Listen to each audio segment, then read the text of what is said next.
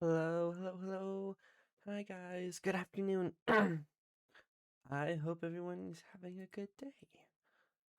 Congratulations for getting first tech.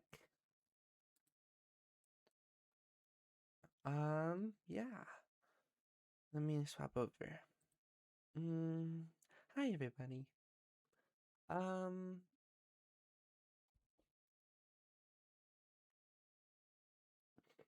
I'm a little sleepy today. I'll try to do the full 3 chapters. I doubt that I won't do all of them, but yeah.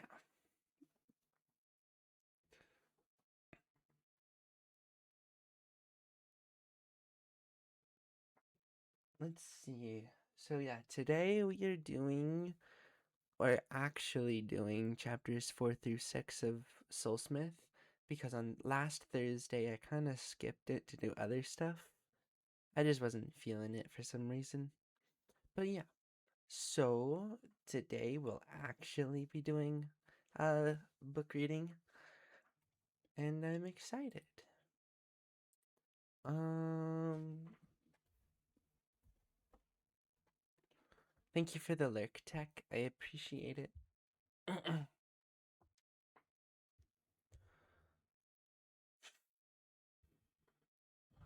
going to take a quick drink of water and then I'm going to get straight into reading for today.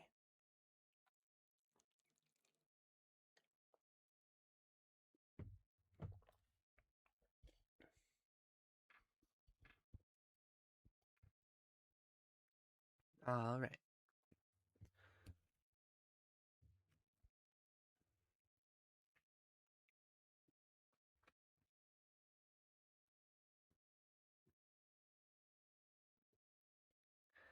Chapter 4.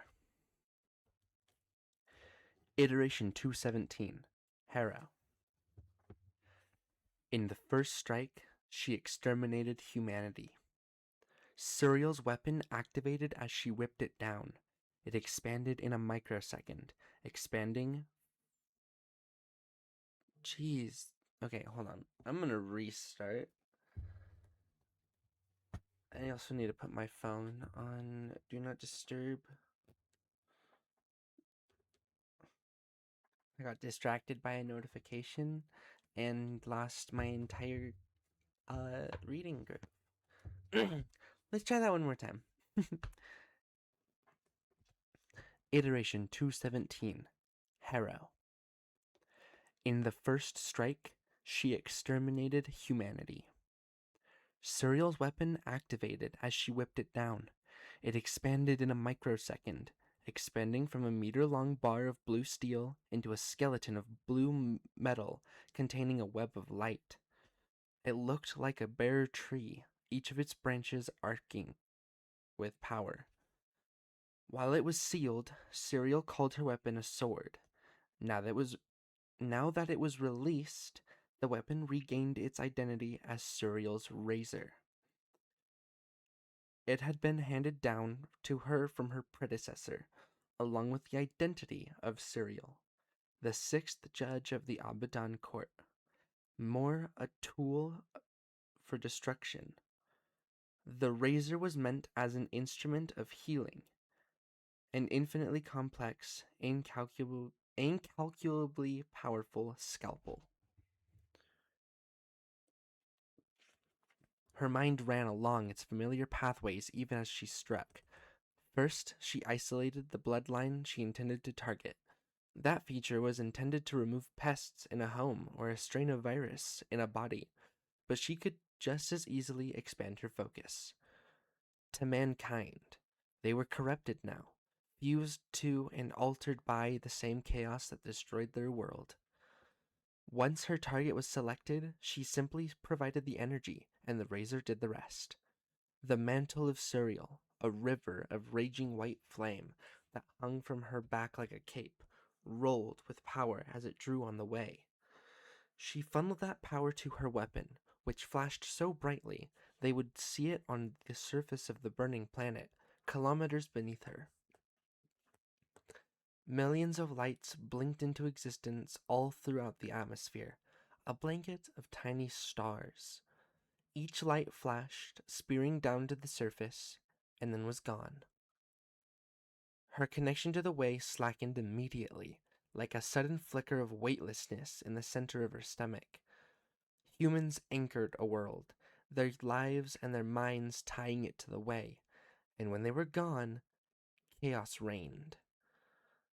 She had to cut this world adrift. Targets eliminated, her presence informed her, the voice feminine and impersonal inside her mind. 99.8% population reduction. Proceed with manual elimination? In her vision, points of green ignited all over Harrow, indicating those that had survived her purge. These were the scraps that remained pure, even with their world corrupted. The last remnant of Harrow's population. Abaddon regulations stipulated that she complete the elimination, as the chaos could infect survivors at any time. But she was surreal. She had fought her way to one of the highest positions in existence in order to save the lives that couldn't be saved. She denied her presence's request. All told, there were 2,106,344 survivors scattered all over the dying planet. A huge number of lives, but only a speck of dust next to the numbers she'd just killed. Days ago, there had been 5 billion people on this planet. After the violent merge of Limit and Harrow, only 20% of the population had survived. Now, a scarce fraction, a handful of sand, easily swept away. A weight settled onto her spirit, another slab of lead in a tower that was growing too high to manage. She knew the elimination was necessary, but she had still taken so many lives. How many had she killed now? Her presence could tell her, but she didn't ask. The previous serial, her predecessor, had not died in the line of duty. He'd passed the mantle and razor onto her when they grew too heavy for him, and then he'd walked away. He lived a life of a mortal now, his power forcibly veiled. She hadn't heard from him in millennia. The thing he'd done in the name of his office had burdened him, broken him, and he was the Phoenix. His job was to save lives, not to take them. How much heavier was the weight borne by Raziel the wolf, or Azrael the reaper? The world's problems had not ended with the destruction of mankind. If they had, the reaper's job would not be necessary. Anyone with the power of an Abaddon judge were capable of eliminating a planet's worth of people, and most iterations only had a single inhabited planet. Beneath where she floated, high in the outer atmosphere, the planet rolled in visible turmoil. Seas appeared, then disappeared, caught between Limit and Harrow. Continents flickered and boiled as though trying to decide on a shape. Cities crumbled to dust and were rebuilt in seconds. Clouds spun in rapid circles, taken by chaotic winds, and fire raged across such a vast territory that it was visible from space. Now, the difficult and painstaking part of her task had begun. Gadriel, a compact and muscular man with dusky blue skin and tight-packed horns instead of hair, hovered nearby. His arms were folded so the black circle on his forearm, the shield of Gadriel, was pointed out. He wore the same liquid smooth white armor she did, and a judge's mantle burned behind him as well. He watched the world beneath him die without the slightest crack in expression. Quarantine protocols will remain in effect for approximately 6 months Harrow time, after which my barriers will vent all fragments into the void and dissolve. The role of the Reaper was to eliminate a world without leaving such fragments behind, which could give birth to most dangerous elements in existence. The best she could do was a messy approximation. Acknowledged. She still didn't leave. She had 6 months to save as many untainted lives as she could. Of course, that was Harrow time, which was notoriously unstable. This world had drifted from the way, which governed the proper flow of time. She felt as though she'd been here for minutes, but another world may have seen days pass. Osriel could have done this in moments, but he was gone. For the first time, she felt a hint of personal resentment for that. After this reprieve, Machiel expects you to throw your full effort into the search for Osriel. He wants results within a standard decade. Suriel turned to him, temper hot, calling the power of the way both demanded and produced inhuman self-control. But Gadriel was testing hers. Her razor thrummed in her hand, sparkling and hot. Do I have autonomy on this Sorry. Do I have autonomy on this matter? She asked coldly. He had to see what she was doing, but he nodded once. You do. Everything about her blazed as she flexed her power. Hair emerald, eyes purple, mantle and armor white. And razor a flickering blue. She burned with the colors of a celestial glacier, until even Gadriel had to conjure barriers over his eyes. Then this falls under the purview of the 6th Division, not the 2nd. If you interfere before I have finished my operation, I will consider you to have violated the pact and take action accordingly. Let it be witnessed under the way. She couldn't kill him, as he may have been the hardest man in all existence to actually destroy. But there are any number of ways one judge can make life difficult for another. Schisms among the Court of Seven were not common, but they were known to happen. Suriel would not risk the stability of the Abaddon on a personal vendetta, but Gadriel, and by extension Machiel, were threatening her authority. If she allowed that to happen, she would not be worthy to remain Suriel.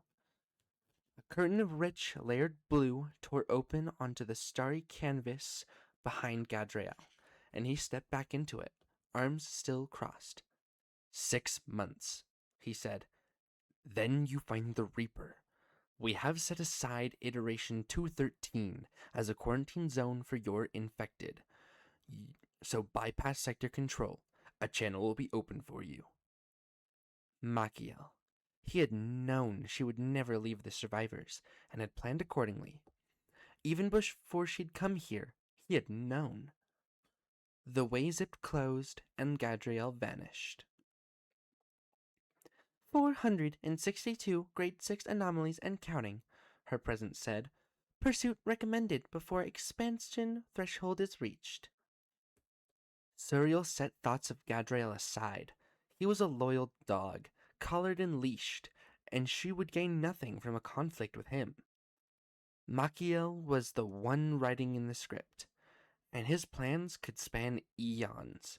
She had to meet him face to face. But first, she had a job to do.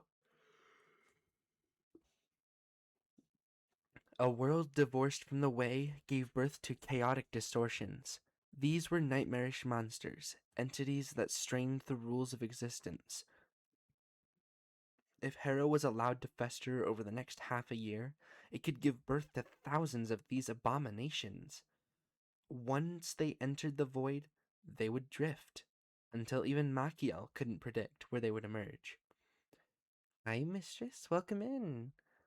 Congratulations on getting second. I hope Borkies is going well. She had to destroy them now. At the same time, she had to reach as many of the 2 million survivors as she could, transporting them to a pioneer world. Streaking at work, thank you for the 5-stream streak. I appreciate it. It wouldn't be as stable as nurturing. It wouldn't be as stable or as nurturing as a full iteration, but it should keep them alive. On the North Pole, a black spire shattered the ice. shooting thousands of kilometers into space until it stood out like a rigid hair against the surface of the planet. A featureless black tower, an obelisk standing so tall it shouldn't be able to physically support itself. An anomaly. Serial gripped her razor and blasted forward. Like a dying animal, a world was most vicious at its end.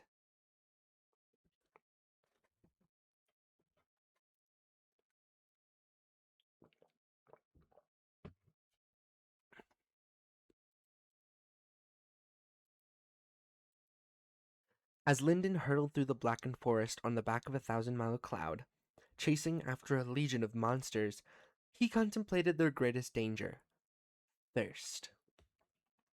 They flew for the rest of the first day and past dawn of the second, and Yaren skirted every remnant or rotten beast they encountered, but they had no more water, and the few times they stopped at a likely pond or creek, they found the surface stinking and corrupt. Whatever blight produced the black rotten trees and the twisted dogs, it extended to the water. They didn't need to taste it to know it was poison. Before long, Lyndon's head pounded and his throat burned so that he could barely talk. It frightened him how quickly he'd weakened without water.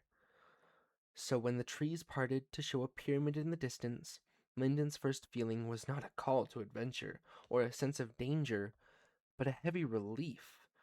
A structure meant people, and people would have water. When Yaren slowed the cloud at the sight, Lyndon wanted to strangle her. She choked out a word, swallowed, and tried again. Her words were quiet and simple, as though she meant to save water by speaking as little as possible. That's it, headed there. Between the thirst, the lack of sleep, and the tension of the past few days, Lyndon was having trouble thinking past the possibility of food, water, and shelter. He grunted something that sounded like, "What?" Yaren stabbed her finger at the pyramid. Aura! With the effort that felt like crossing his eyes, Lyndon focused on the aura around the pyramid. The edifice stood as high as Elder Whisper's tower back in Sacred Valley, and 1,000 times wider at the base, but it was assembled from layers of house-sized stone blocks. It was brown as mud, its first few layers obscured by black trees, but the visible portion was enough to dominate the landscape, like a mountain jutting out of a field. A rainbow of vital aura rose over it, spiraling down into the structure like a narrow cyclone. The aura from miles around had been drawn here, which meant... He finally caught up with Yaren's observation. If the aura was drawn here, then those trees at the foot of the pyramid would be swarming with remnants and twisted beasts. He nodded to show that he understood, even as she took the cloud a little higher. The cloud was meant to skim over the ground rather than fly, and it started to struggle about 10 feet above the earth. At 15, it stopped entirely, and Yaren's face tightened in focus as she held them there. Congratulations on third reign. Welcome in. I hope you're doing well.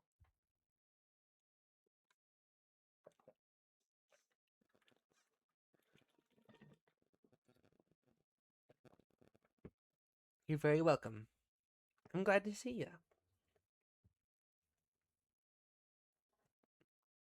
From their new vantage point, they surveyed the land ahead of them. Two things stood out immediately. First, while they couldn't see any sacred beasts through the canopy, there was something swarming around the pyramid. People.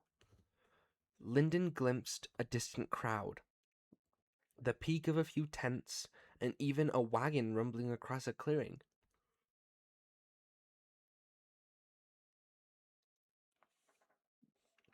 These people must hold the structure against the remnants and sacred beasts. Maybe the pyramid was their home, and they were drawing an aura for some purpose. But Lyndon couldn't consider that for long, because the second feature of the landscape had snared his attention. A wide lake, bright as sapphires, just south of the pyramid. He could only see the corner of it through the trees, but it was obviously not as tainted as the rest of the water around. His throat convulsed involuntarily at the sight. "We have to get there," Lyndon croaked. Yeren didn't say anything to agree. She just pushed the cloud to its highest speed and slammed back into the ground, dashing through the trees at reckless speed. For once, Lyndon didn't mind that he was almost sent hurtling off the back of the construct. He added his own trickle of magic to the cloud, hoping that it might coax a little extra speed out of their mount. It wasn't entirely a surprise when they crested a hill and ran straight into a slaughter. Lyndon had long expected to catch up to the host of twisted beasts, and he'd smelled the heavy scent of blood even before they reached this hill.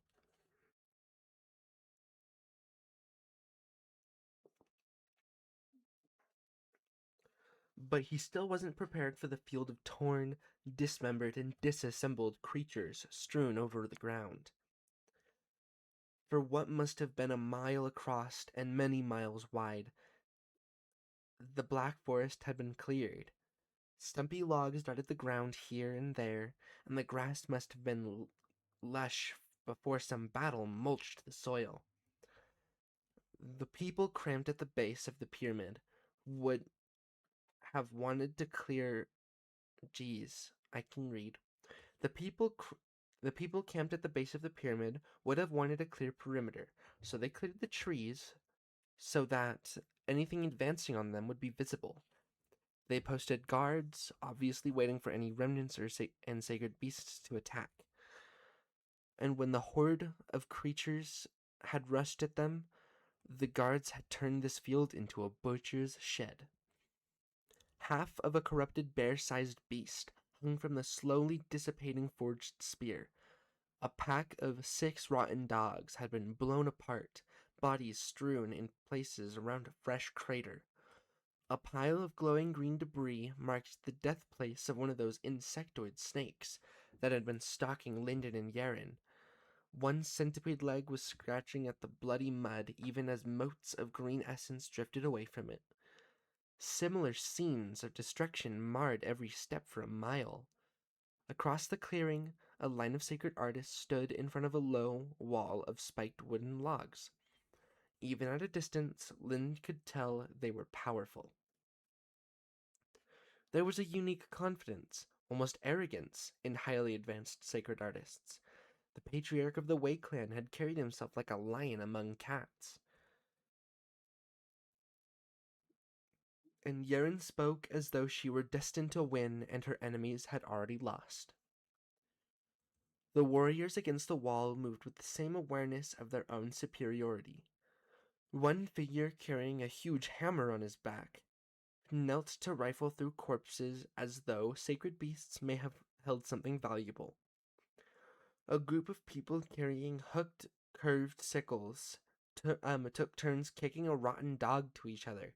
It was the size of a full-grown wolf, but the sacred artists kept it in the air as though it weighed no more than a leather ball.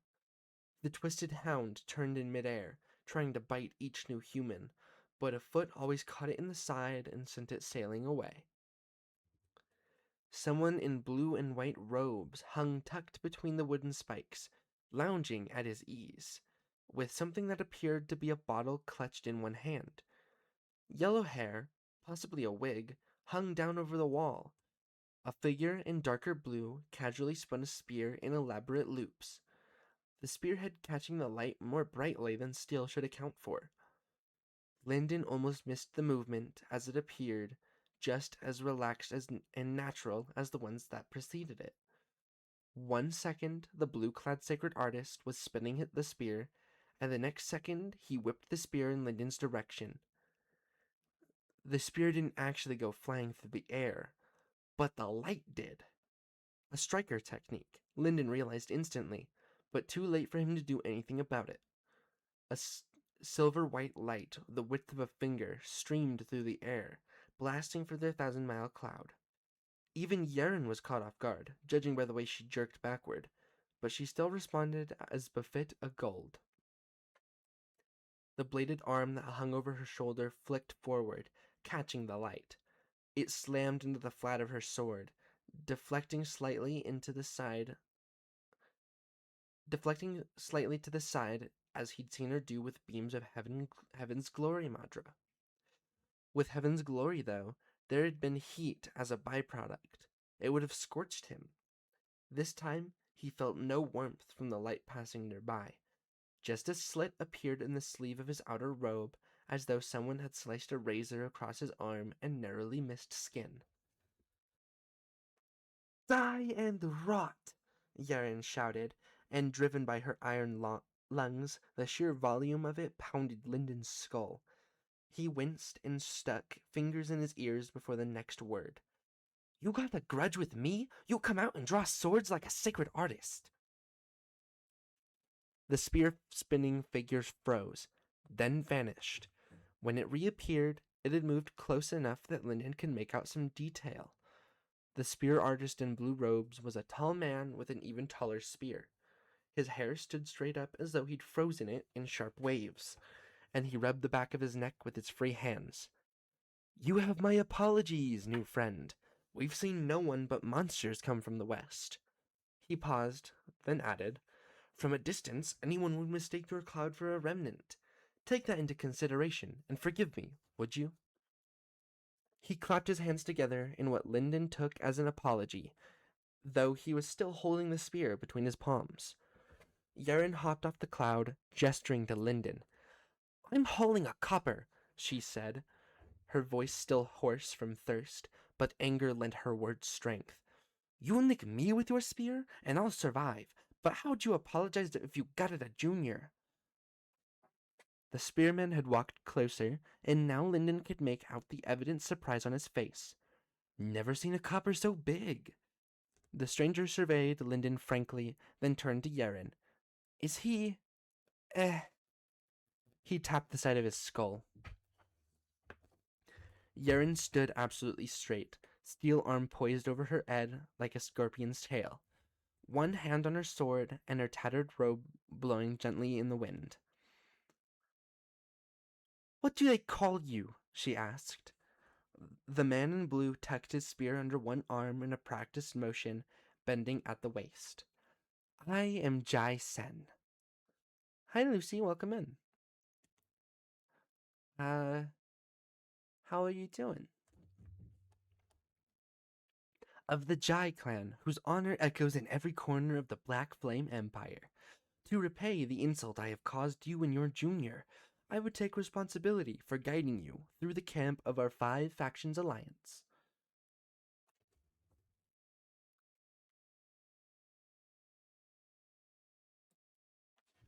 Thanks for the huggies. 5 factions? Yaren asked, but Lyndon had joined her by then, with Pack on his back and Thousand Mile Cloud drifting behind him. Water, he said, and Yaren pointed to him. He's right. Water, she said. Jai Sen patted at the cloth wrap that belted... I can speak. Jai Sen patted at the cloth wrap that had belted his waist. Ah, forgive me. There's no drinkable water for a dozen miles outside of the Pure Lake. I should have considered that you'd be thirsty. He pulled a stoppered water skin out of his wrap and laughed. Half a minute into our acquaintance, and I'm already a bad host. Forgive... Yaren had already snatched the skin from his hand. She guzzled it down, spilling water over her chin, and Lyndon suddenly had the crazed, suicidal idea to jump for her and try to wrestle the water away. But she tossed the half-full skin to him, breathing heavily, and he had scarcely caught it before squeezing it into his mouth. It tasted stale and musty, as though the water had been wrung from the fur of a wet dog. But he didn't care. The relief as water cut through the desert... Why is reading so hard today? This is weird.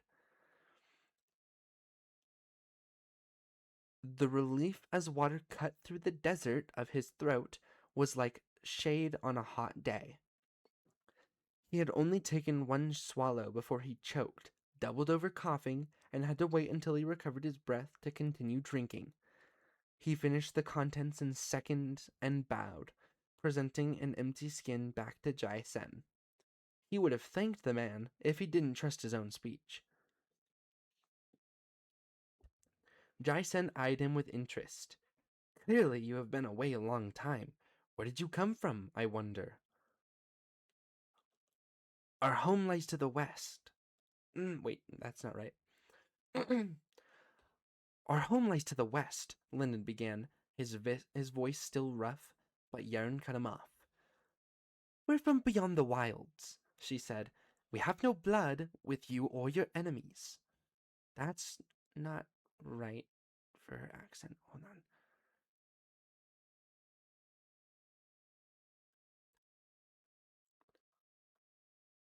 We have no blood with you or your enemies. That's better. Her accent is so hard. Jason waved that away as though it had been what he meant at all. Jeez, why? My gosh, at this rate I'm only going to be able to read one chapter. Jason waved that away as though he hadn't...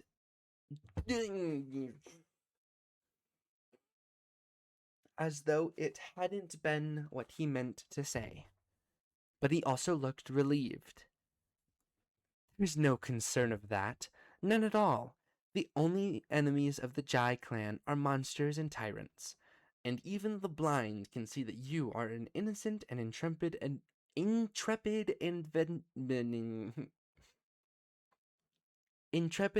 adventurer.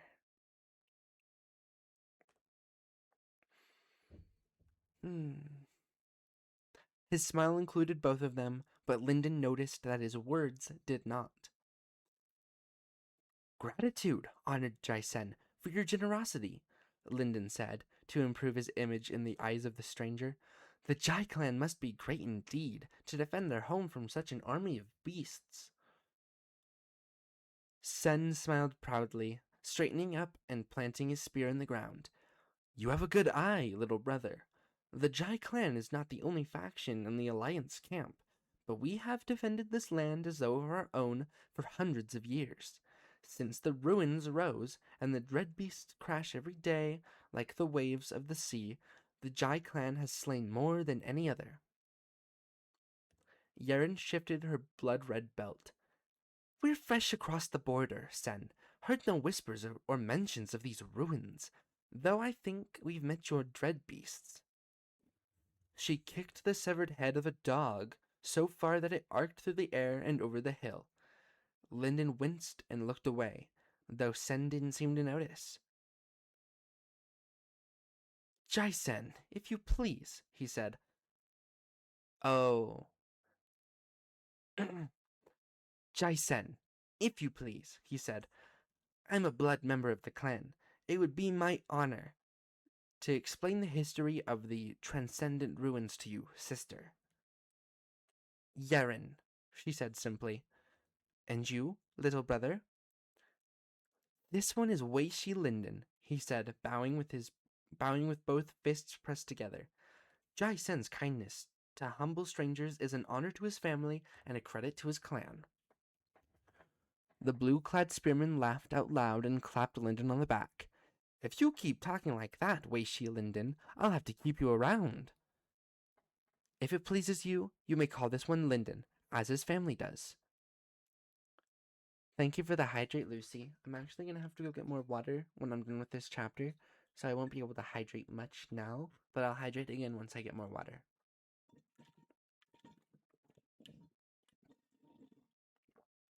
Loves you too, twin.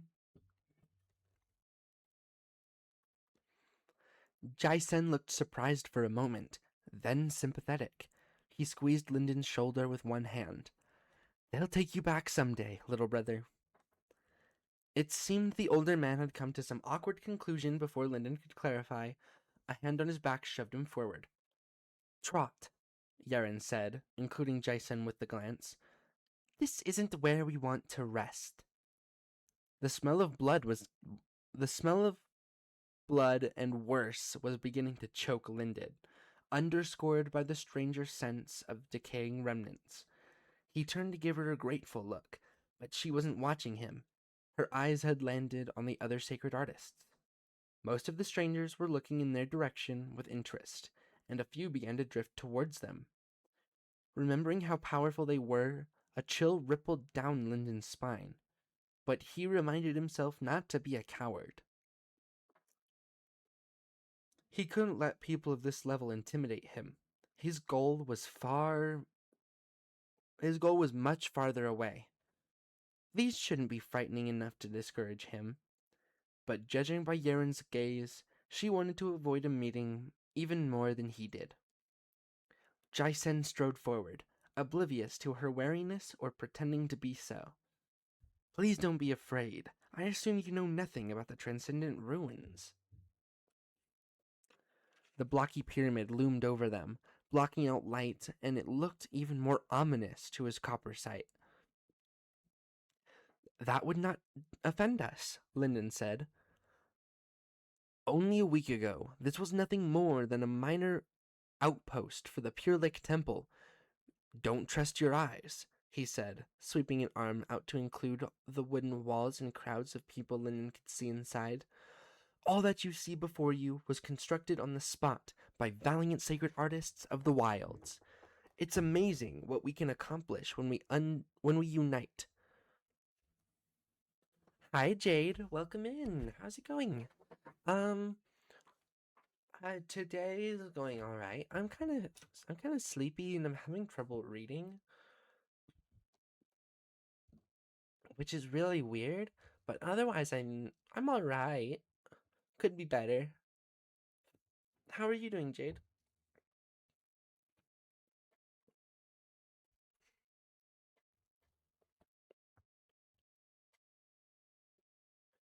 Yeren stabbed a finger at the pyramid. You built that? Jaisen gave a sheepish laugh. No, naturally not. These are the transcendent ruins, built by masters ancient beyond memory. No living sacred artist could construct something like that these days. But as impressive as it is to the naked eye, the truth will set your minds ablaze. He turned to walk backwards, bending over so he was on eye level with Yeren. Lyndon had to skip a step as the man's spiky hair didn't take him in the eye. Geez, this is what I'm saying about not being able to, read correctly. Lyndon had to skip a step so the man's spiked hair didn't take him in the eye. And that close, he could see that the hair actually seemed metallic. It must be the physical change that came upon sacred artists as they rose to gold, like Yaren's extra limb. 7 or 8 days ago, a team of fishers were working on the Pure Lake in the gray light of early morning.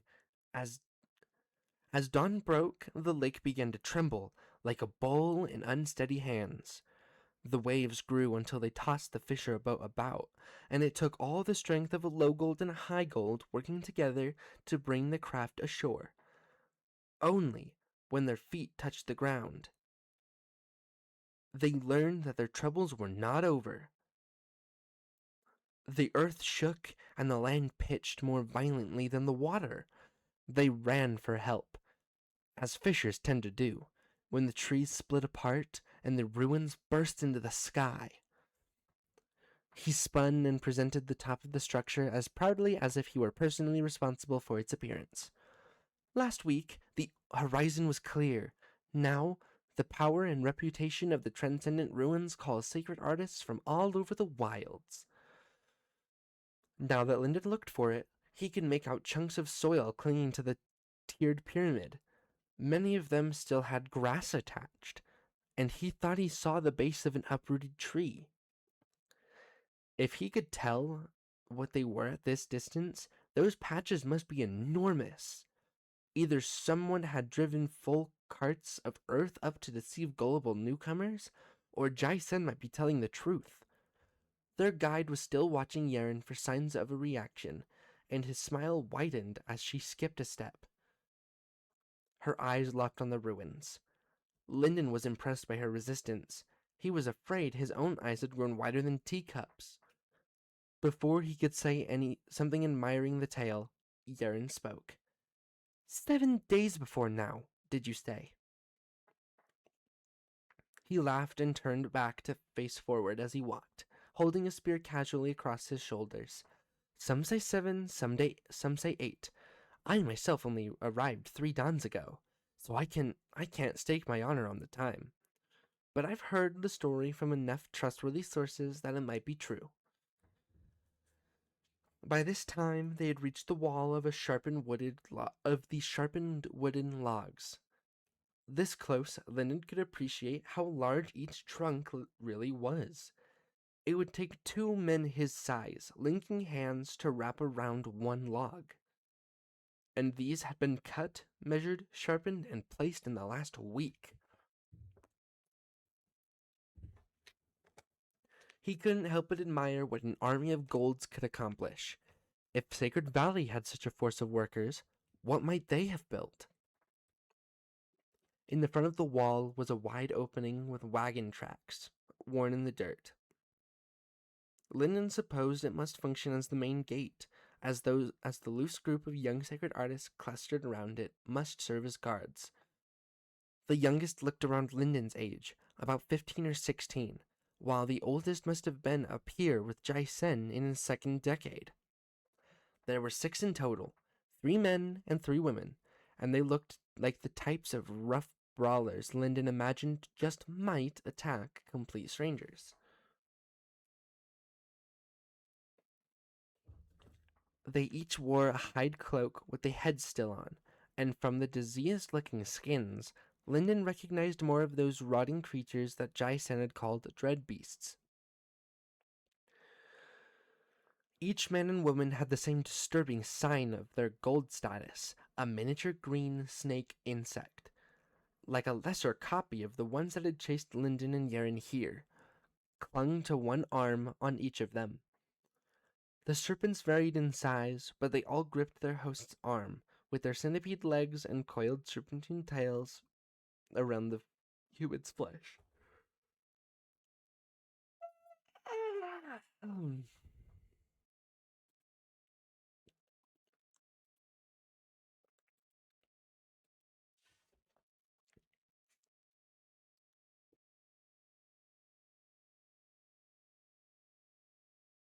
I lost my spot.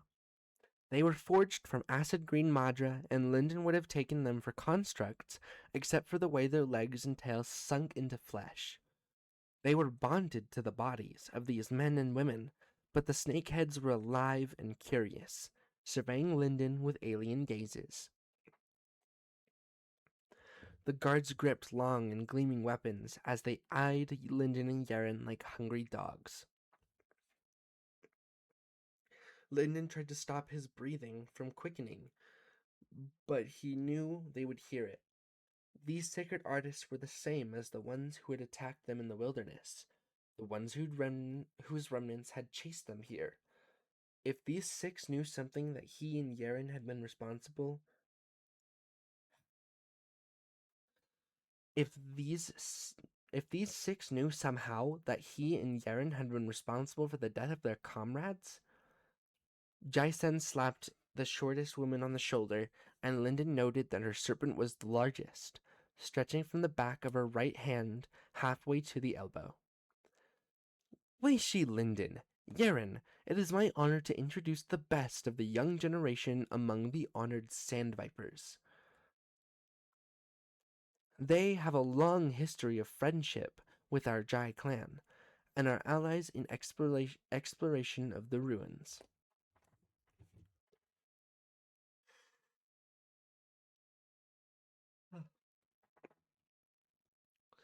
The young woman looked Lyndon up and down as though she couldn't believe her eyes, the forged insectoid arms of her serpent parasite clacking as its tiny claws opened and closed.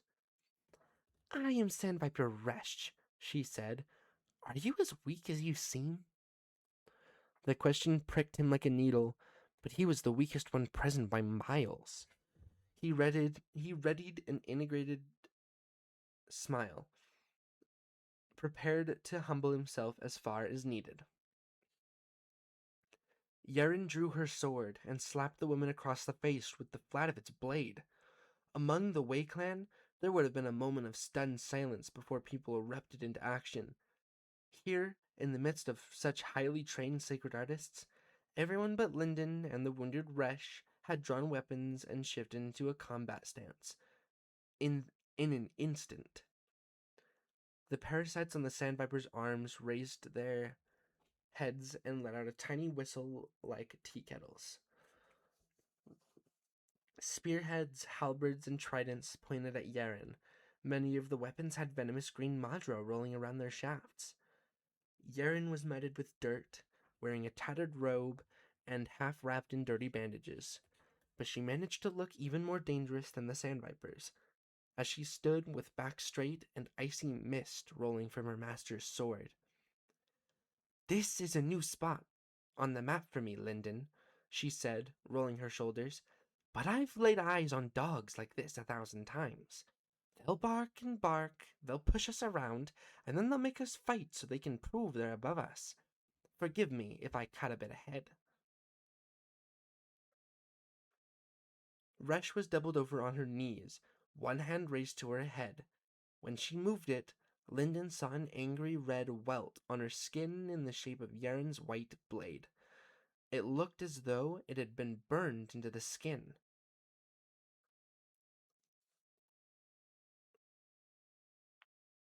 She gripped a long hafted axe in the ground and unfolded. "You," she began, but before she got halfway to her feet, Yaren's sword had already met the other side of her cheek. Resh doubled over again. "Heard this song before," Yaren said to the woman on the ground. "There's eyes all around, so the only way you get out of this is by beating me face to face, but it's too late for that." Nearby, the group with the hook weapons had dropped their dread beast they'd been tormenting, looking to the sandvipers with interest. The young man draped over the wall blinked bleary eyes and focused on them. A lone, distant figure with a black cloud over its head actually rose a few feet into the air to get a better look. Yaren rapped her knuckles on on one sandviper man's forehead, and he actually recoiled. His green serpent, a tiny thing tightly wrapped around his wrist, whistled a warning. "See, see, now they've got a tiger on one side and some rocky cliffs on the other.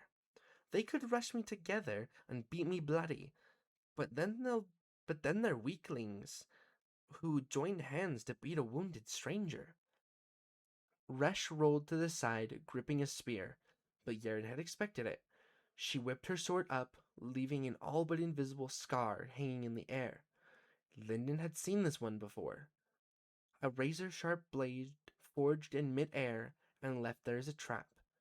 Resh froze, the edge of Madra half an inch from her nose. "You're strong. You've got respect.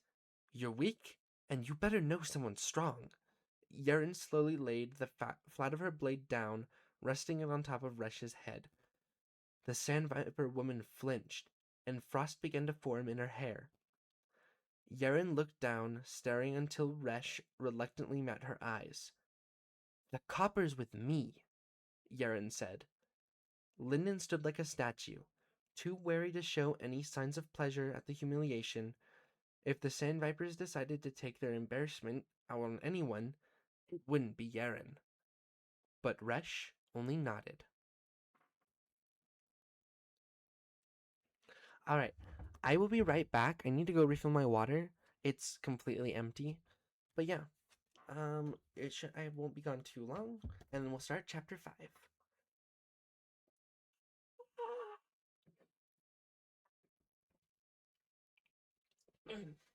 Okay, be right back.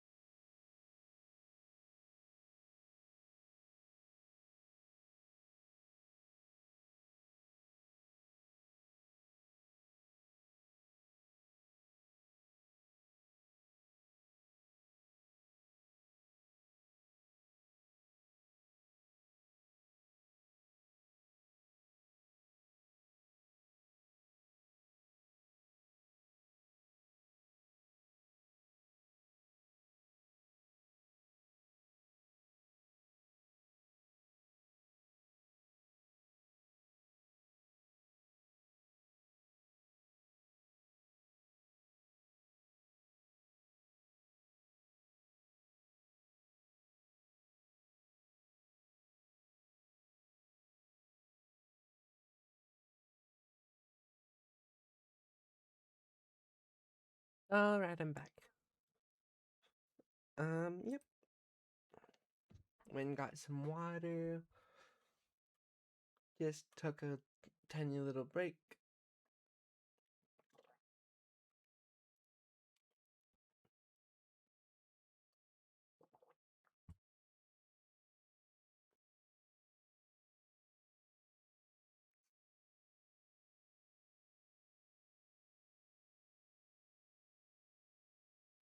Alright.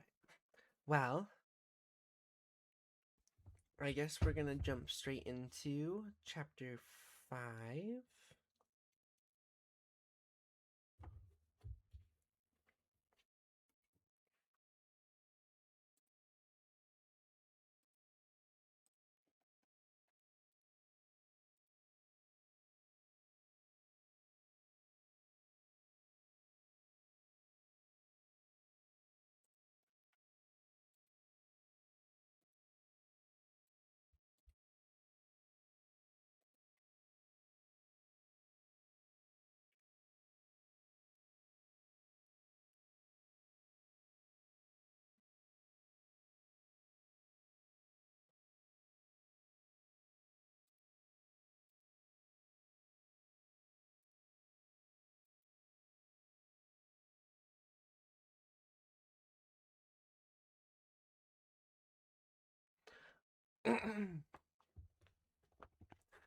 Chapter 5.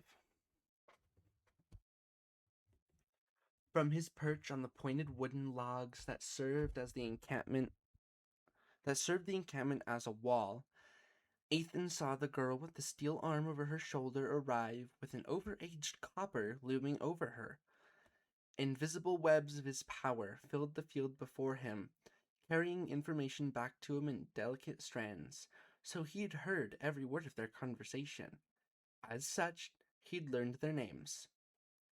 Well, this is my lucky day, he said, hopping down from the wall. His blond hair flowed behind him like a banner, and a simple enforcer technique made him drift slowly to the muddy ground. His shoes were cheap and simple, but he couldn't land and splash mud on his clothes. They were expensive shade silk imported from the West, sewn by a team of artisans in the East, with a preservative script stitched onto the hem. And they were white, so the stains would never come out. People in a million fascinating variations swirled and eddied around him, and even with his mind fixed elsewhere, he felt them all. Yaren. Yaren, he said thoughtfully, trying out the name. To his left, a ladder tilted fractionally. Thank you for the hydrate, Floofer. Welcome in. Hi, Karuka.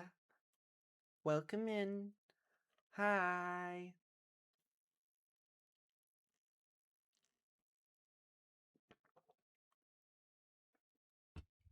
Yummy water.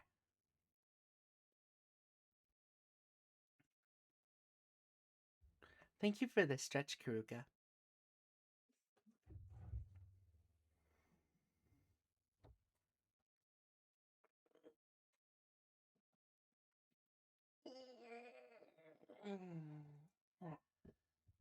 Good stretch. To his left, a ladder tilted fractionally. It would tip over in any moment, and the man balanced on it would have to use sacred arts to right himself. Ethan pressed one finger against it, pushing it back into balance. Wei Shi Linden. He liked that name better. Yaren was clearly the disciple of a sage. Her spirit was so pure and clean that only someone at the end of a path could have helped her create it. He couldn't afford to offend a sage without losing position or worse, and if Yaren's master was still alive, Ethan would never be able to recruit her. Fortunately for him, the Sage of the Endless Sword had vanished in this region a few months before. Now here was his disciple, in ragged clothes that had seen a month of wear, her wounds aching, belly tight with hunger, an expression tight with buried grief. His webs of Madra brought him all that information and more, and it was a simple deduction from there. Her master was dead. A sad loss for the world, to be sure, but potentially to Ethan's gain. A girl hurried by, arms full of flowers, and one was about to fall. He plucked it from the air as it did so, catching its long stem between his fingers. He lifted the nest of yellow petals, inhaling the delicate scent, and then pressed it into the hands of a pretty young woman. She hadn't been sleeping well lately, her training taking much of her time, and her master was cruel to her, so she was on the frayed edge of breaking. He read that story in her worn shoes, in the welts on her back, in the slump of her shoulders. When a flower appeared seemingly out of nowhere, she spun around, searching in vain for its source. That easily, her burdens lightened just a fraction. Only a hair's worth of a difference, but enough hairs could tip the scale. Or something. He was sure he'd heard an idiom like that at some point. He returned his attention to the pair of newcomers. If Yaren was a prize, Lyndon was a puzzle. 2 cores, one even weaker than the other. In an otherwise healthy body, the quantity of his Madra was severely lacking, but in terms of density and quality, he'd almost caught up with others his age. He must have had a lucky encounter with an elixir or spiritual herb of some kind. His wooden badge was etched with an ancient symbol, empty. That was enough to tell Ethan the story of a boy growing up in an isolated region with no ability in the sacred arts. But there were 1,000 stories in the crowd around him, many equally intriguing. Ooh, a Zorua. Understandable. Zorua was really cool. What piqued his interest were the little things. The way Lyndon stared as though to devour every new detail with his eyes. The way he seemed to subconsciously bow to everyone around him with a gold sign. The pack full of knickknacks he carried on his back. He liked to be prepared, this Lyndon. He planned ahead. He was looking for an opportunity, even here, in what would be, to someone like him, an ocean of sharks.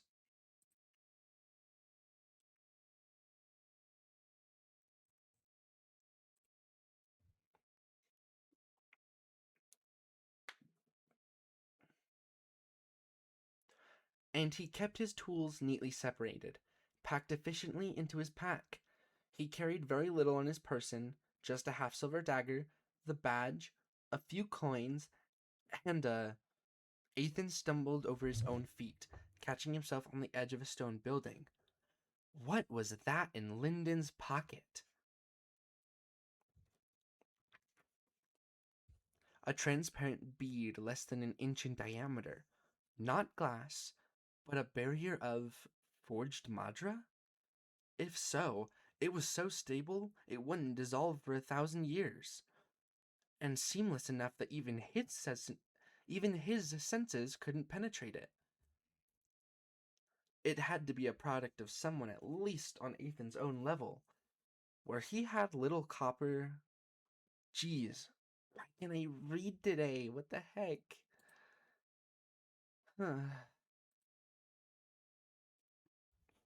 Where had a little copper gotten something like that? Ethan had only come this far west to find Yaren, or at least someone like her. If he returned to his clan with her in tow, he could consider this trip worthwhile. But now, it seemed, he may have found a truly unexpected prize. The encampment surrounding the transcendent ruins, which Jai Sen called the Five Factions Alliance, remained a marvel even though it looked as though it had been tossed together in an hour. Shacks and shops were cobbled together from fresh planks, many in a half-constructed state. The one road was nothing more than a wide track of hastily packed dirt, carrying wagons pulled by bulls, oxen, or remnants of a dozen descriptions. Children dashed between ramshackle huts, tossing fistfuls of mud at one another. But the mundane details could not hide the impossible, which surrounded Linden from every angle. Yaren and Jai Sen walked casually along, unimpressed, but he felt as though he couldn't turn his head fast enough. A girl that couldn't have been more than 20 years old hauled a boulder as tall as Linden's shoulders over to the side of the road. When she slammed it down, the ground shook. He paused for a moment, glancing over the irregular lump of stone that rose higher than her head. Then she drove stiffened fingers straight into the rock. The top of the boulder slid away, crashing into the ground and leaving the stone smooth and clean on the top. A pile of enormous stone blocks waited nearby, and Linden knew she'd carved those with her fingertips as well. Probably in the same morning. A group of older men and women dressed in gray strode by, their outer robes strewn with images of dragons and birds in flight. A small cloud hung inches over each of their heads, and when they passed Linden and his group, their gaze turned to Jai San. The clouds darkened, a few even flashed with lightning, and Linden started to stared at the reaction in fascination, even though the spearmen seemed to not notice. After they'd passed, Linden craned his neck back to continue looking, and the clouds had faded back to a pale gray. In front of a newly erected wooden shop front, a man hovered in midair, examining the second floor with a focused frown.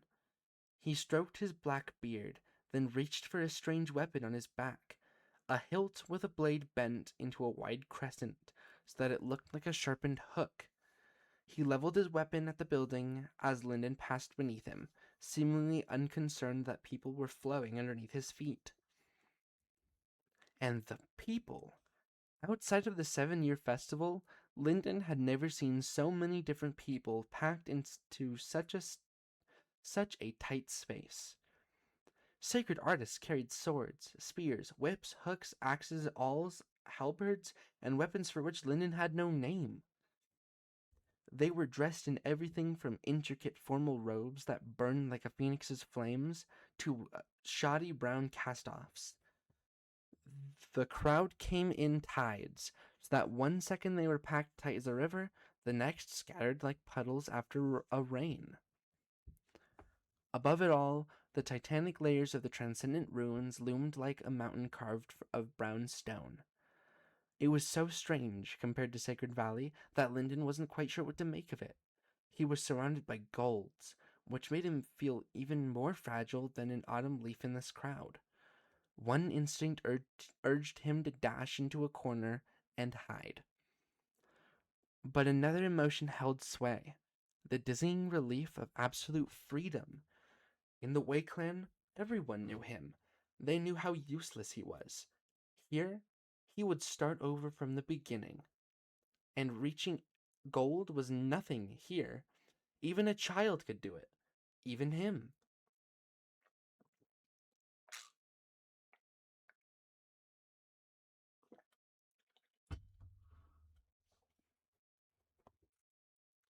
Hold, please. Give me one moment.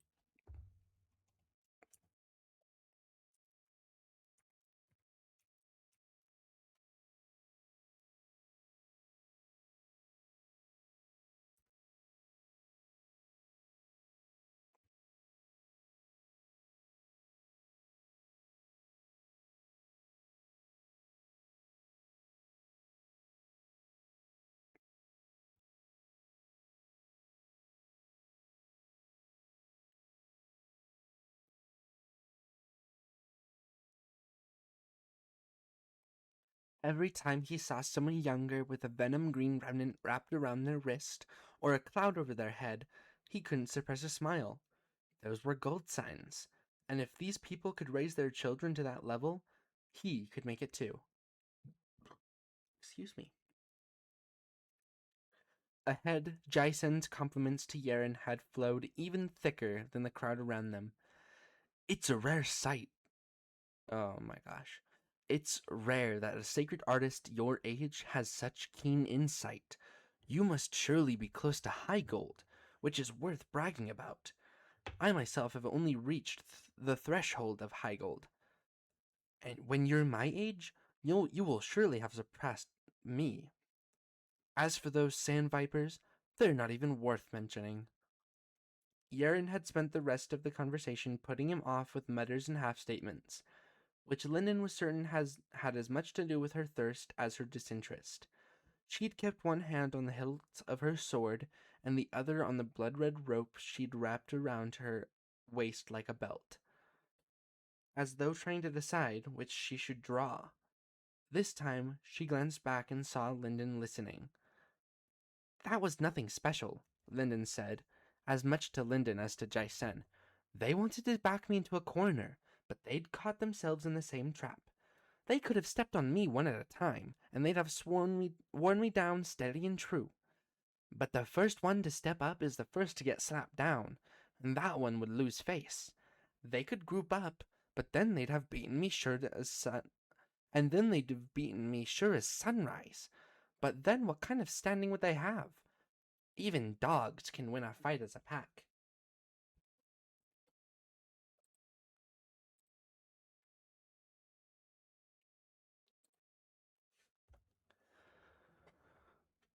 She glanced back at Linden again, emphasizing her point. Sacred artists care more about their reputation than about their lives. You cut one, she'll heal and laugh about it.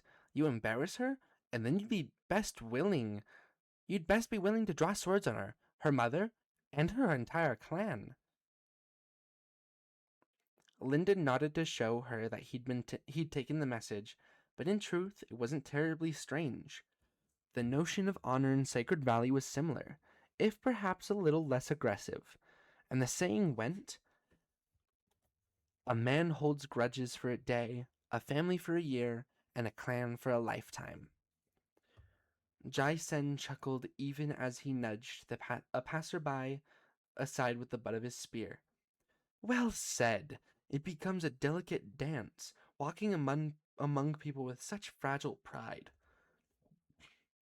You and your family must make sure that you stand as tall as possible, so your enemies are too wary of you to bother you. But a tree that grows too tall, too quickly, is liable to be cut down. He turned he turned enough to include Linden in his grin. The wisest course is to join a clan with such a firm foundation that it can never be shaken, with an unassailable reputation and untarnished honor. Linden might have been new to the area, but he could take obvious hints. Would the Jai clan welcome strangers? Jaisen stabbed a finger at him. This one is almost as wise as you are, though perhaps he has lagged a bit on his path. Indeed, there are no factions in the wild as strong or as proud as the Jai clan. Our branch here is comparable to the Pure Lake Temple in influence, and it is but a fraction of our size of our main branch in the Black Flame Empire. As an honored guest under the banner of Jai, none of the Sand Vipers would dare to disrespect you again. We would give you the treatment of an outer disciple, which you surely deserve, and any honor or merits you render to the clan will be exchanged fairly for scales or treasure of your choosing. And when we recover the spear, as it was ours to begin with, every member of the clan and our respected guests will all receive 100 scales as a bonus. We would even feed and house Weishi Linden as a courtesy to you. Linden was full to bursting with questions, in contrast to Yaren, who looked as though Jaisen had offered her a pile of mud and a filthy stick. He had intended to ask about the factions of the wilds, then about scales, which he assumed were some sort of currency, but all his other concerns were pushed from his mind at the mention of the spear. He stepped between Yaren and Jaisen, catching the men's attention. Your pardon, Jaisen, But we have traveled from far away. He hadn't planned on keeping Sacred Valley a secret, but Yaren had stopped him from revealing it earlier, so he steered toward caution. We came upon this land by chance, so we know nothing about the spear. Jai Sen, who at first seemed irritated by Linden's interruption, brightened.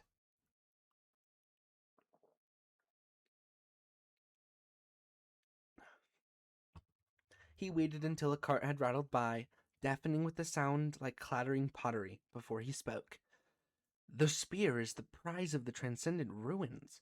The ruins are a treasure in themselves, drawing vital aura from hundreds of miles around, and filled with ancient secrets of great power. But the one everyone seeks, the weapon that could elevate one faction to the heavens, is the spear. He was warming up.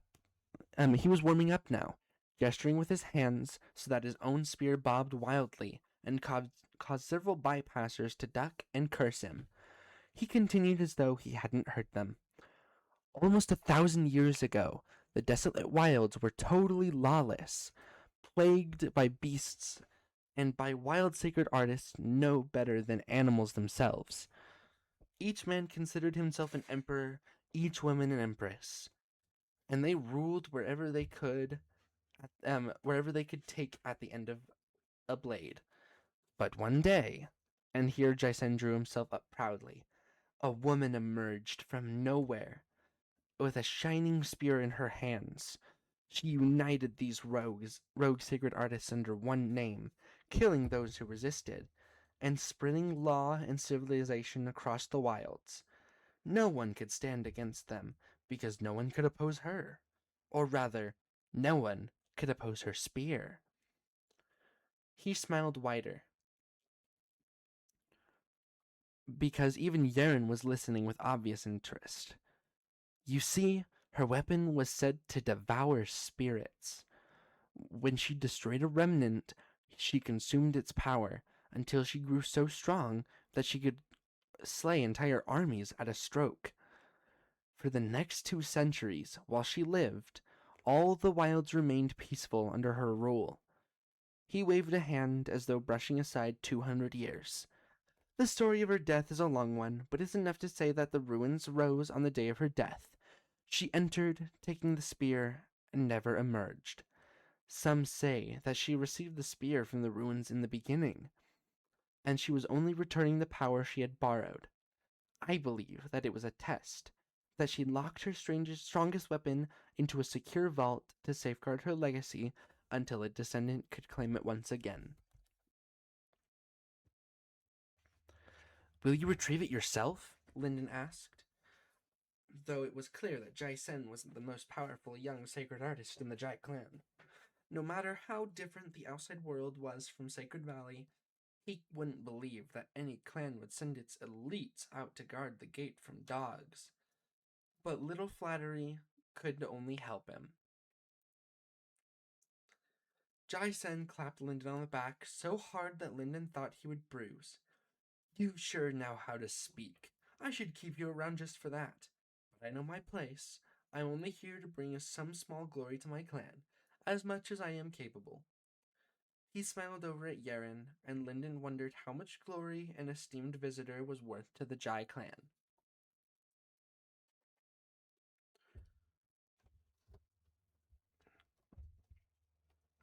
The tall spearman drew up short next to a cube of gray stone blocks, very similar to the one he'd seen the girl cutting barehanded.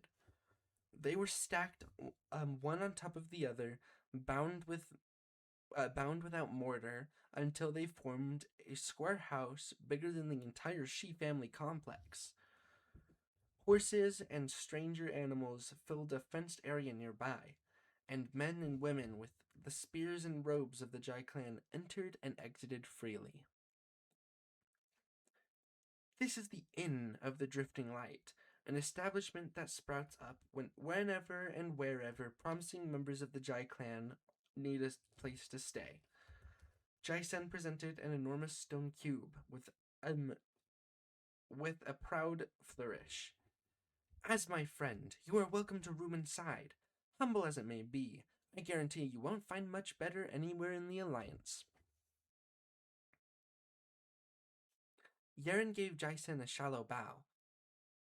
I regret that my exhaustion prevents me from thanking you properly, she said, in the most formal sentence Lyndon had ever heard before from her. I owe you a debt for every favor you've done on my behalf. Not at all, Yeren, not at all. There is no need for such formality between us, not when we will soon work side by side. He ushered them into the wide, doorless entrance, where a matronly woman had taken up a seat behind a wooden table. She raised her eyebrows when she saw him. Jason, have they closed the gates already? He cleared his throat. Honored aunt, this is Yeren of No Clan. I greeted her arriving at the gate, and she expressed an interest in working alongside our clan during her stay here. She is a guest of mine, and her friend is under her protection. The woman appraised Yeren for a moment before giving a broad smile. I hope that my nephew hasn't worn out your ears on the way. Finding you shows more insight than I would have expected from him, and it's a credit to your wisdom that you accepted. You have a bright future here, with you so young. Thank you for the hydrate tech. I appreciate it. And the stretch. I can feel it I can feel my throat getting sore already.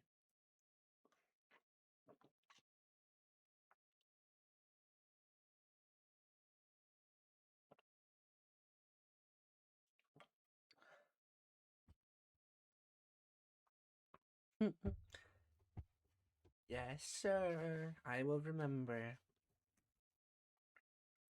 Do a quick stretch.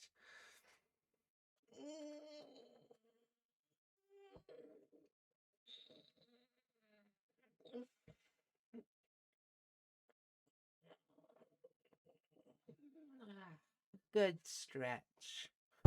Oops, I do not mean to hit my mic.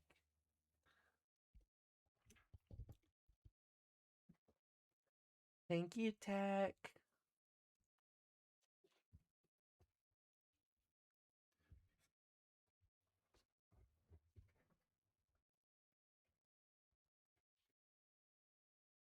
To Lyndon, she said nothing. Clearly pleased with himself, Jaisen swept his spear out to the side as he bowed to the room in general. Aunt, honored guest, I am sorry to be so rude as to leave, but I need my presence at the wall. Sister Yeren, I hope that we might share a meal at sunset tonight, once you have a chance to refresh yourself and to rest. Yeren bowed to him in response. I'm sure I'll have a mouthful of questions once I wet my throat a little more. Jason laughed. More water for the thirsty travelers, he said to his aunt. And a bath, if I may be so indelicate as to suggest it. The woman nodded firmly and scribbled some words on a tablet. Then I'm off, Jason announced, spinning on his heel, almost catching Lyndon in the head with the shaft of his spear, and walking out the door.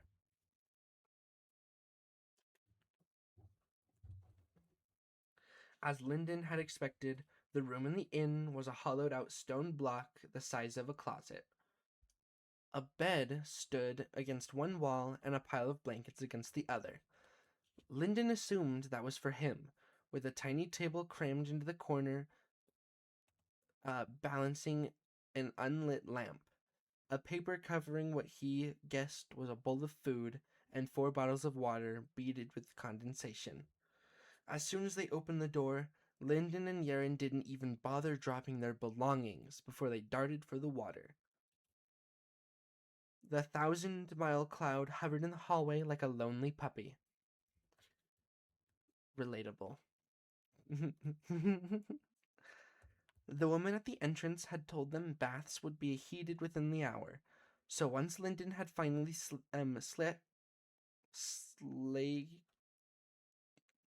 I don't know how to say that word. Silly.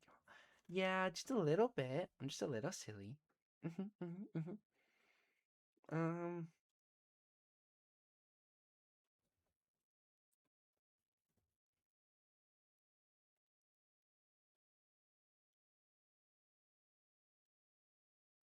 you say that word?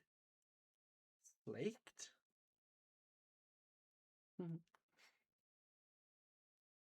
Ah, yeah, yippee. Okay. Um, Lyndon had one. So once Lyndon had finally slaked his thirst and devoured a bowl of rice, he started flipping through his pack for a clean change of clothes. The ones he'd been wearing were nothing more. Were. Jeez.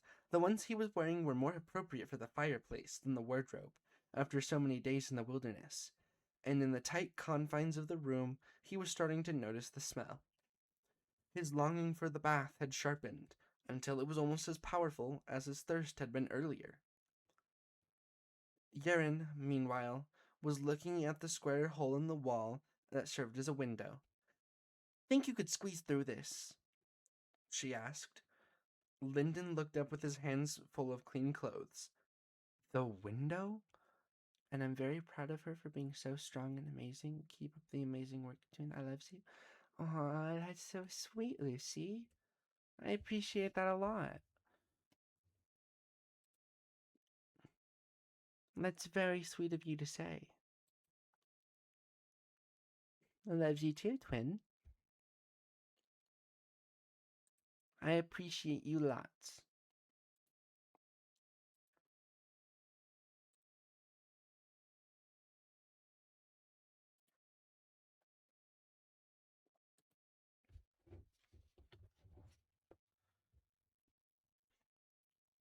If we get caught because your shoulders are stuck and you're dangling half out a window, I can tell you I won't be smiling.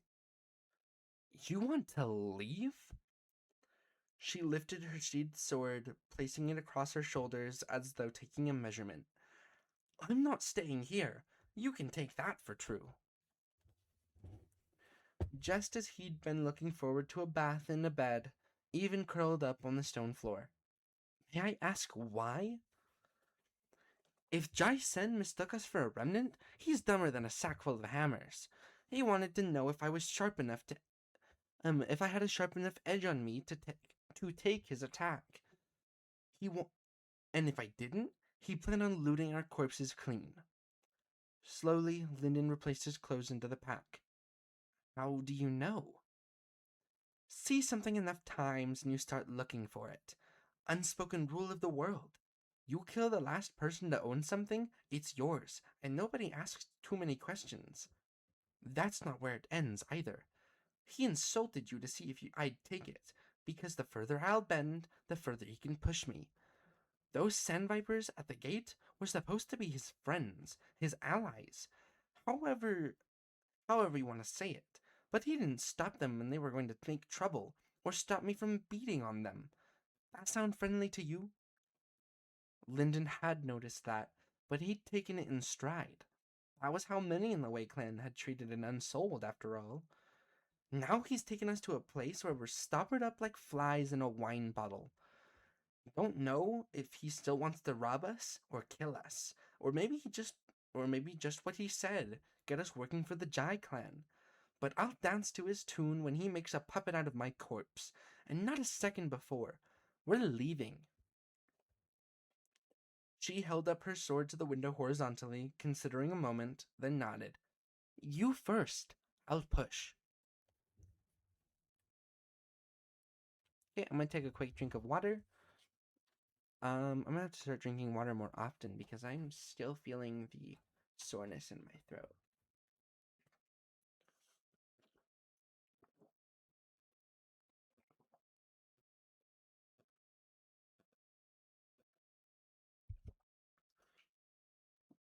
Or I guess rather than like a soreness in my throat, it's like a scratchy tightness. I really hope I'm not getting sick. That would suck. I don't want to get sick. I barely ever get sick.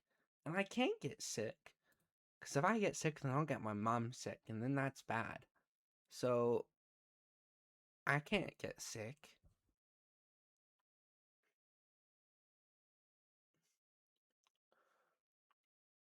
I think I just need to drink more water. I really hope I'm not getting like strep throat or something.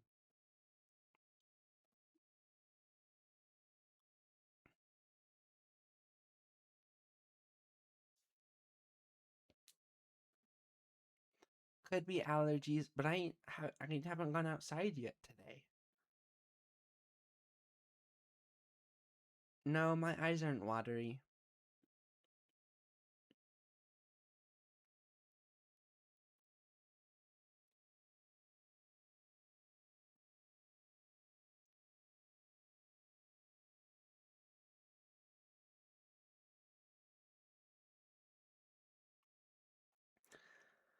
It could just be a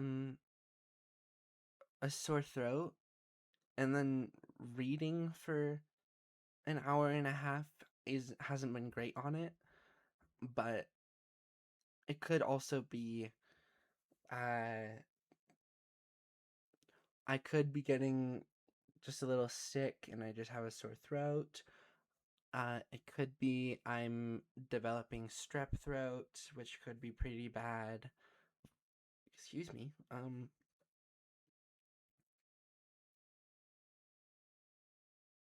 I could just need to drink more water. I just really hope I'm not getting sick.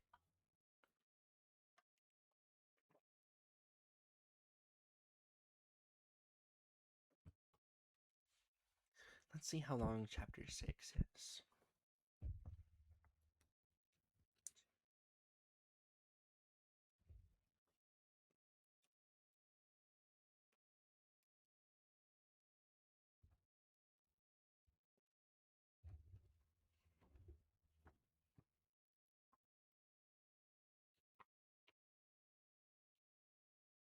Thank you for the hug, Rain. I appreciate it. I'm not here to hydrate you one stream and you are already falling apart. Oopsie doodles.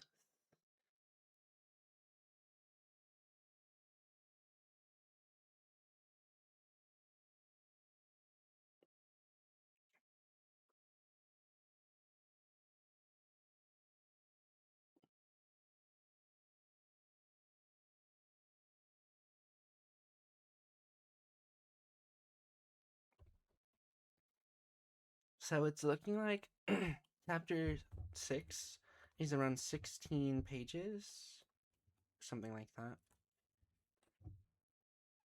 2, 4, 6, 8, 10, 12, 14, 16. Yeah. Chapter 6 is 16 pages. Chapter 4 took me roughly 40 minutes, I think. And that was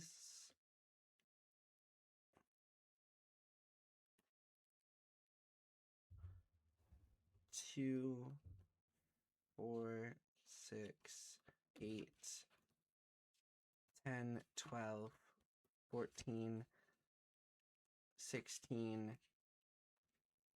18, 20, 21 pages. So it would be about 5 pages shorter, so around 75% of the time, which would be 30 minutes. That sounds about right. So chapter 6 will roughly take around 30 minutes to read. And then I'll probably, depending on how I'm feeling after reading chapter 6, I might play a game.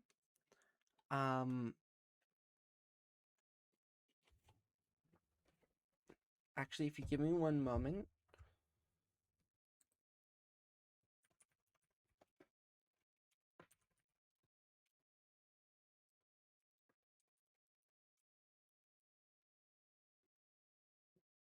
Depending on how I'm feeling after reading chapter 6, I might see if someone is available to maybe play a game.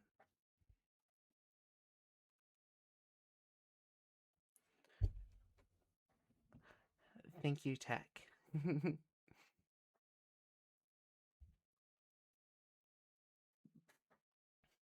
Such a sweetheart. All of you guys are sweethearts. The sweetest sweethearts ever.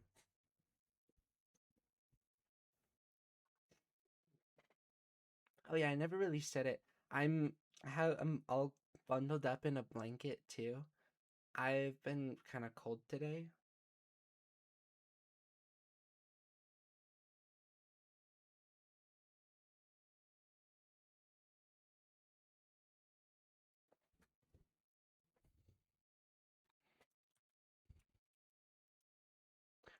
Yeah, maybe that's also a sign of being sick.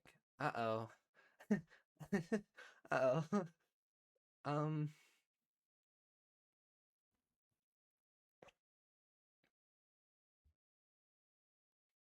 um,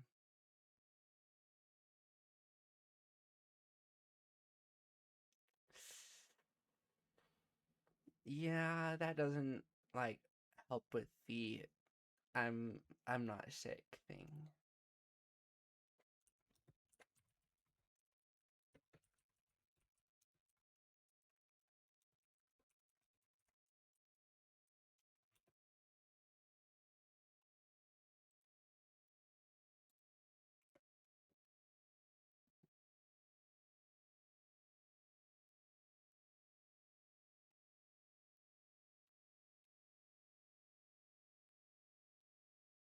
I don't have honey, unfortunately.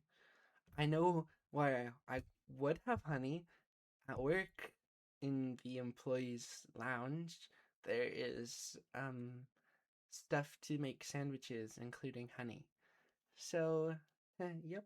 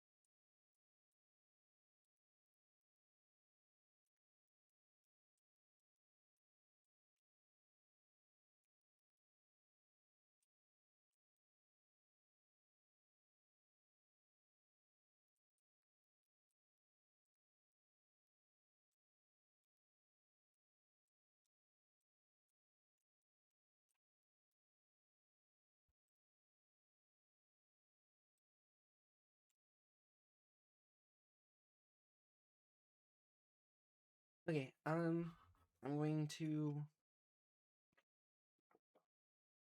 drink a bit of water.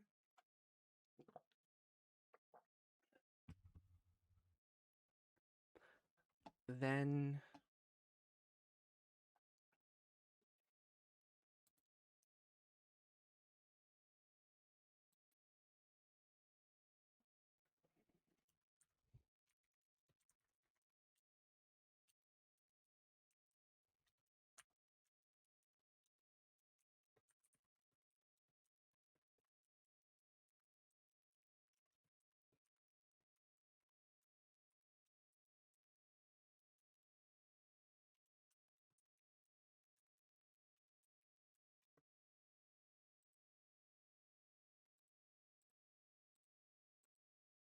all right. I'm gonna drink a little bit more water, and then I'm going to start chapter 6, and then we'll go from there.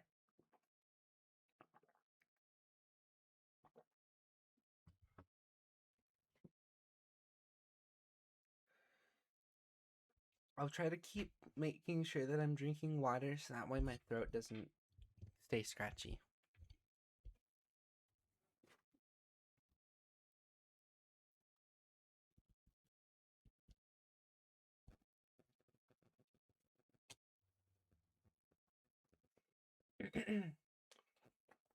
I'll make sure to keep redeeming hydrate. Thank you, Tech. I appreciate it.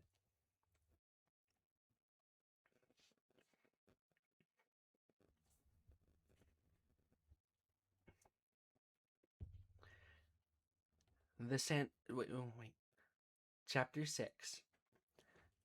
The Sand Vipers had their own corner of the Five Factions Alliance territory. The space wasn't assigned to them according to some plan or design, as would have been the rational, but instead consisted of all groups they could seize and hold. That is not what that says. Holy jeez. But instead consisted of all the ground they could seize and hold. Typical of sacred artists. In Jai Long's opinion, so consumed with gaining strength that they never considered how they should use it. Most of the Sandviper territory was taken up by a single garishly red tent of many peaks, while the lesser minions settled for huts made of twigs and scavenged boards. Their future chief relied.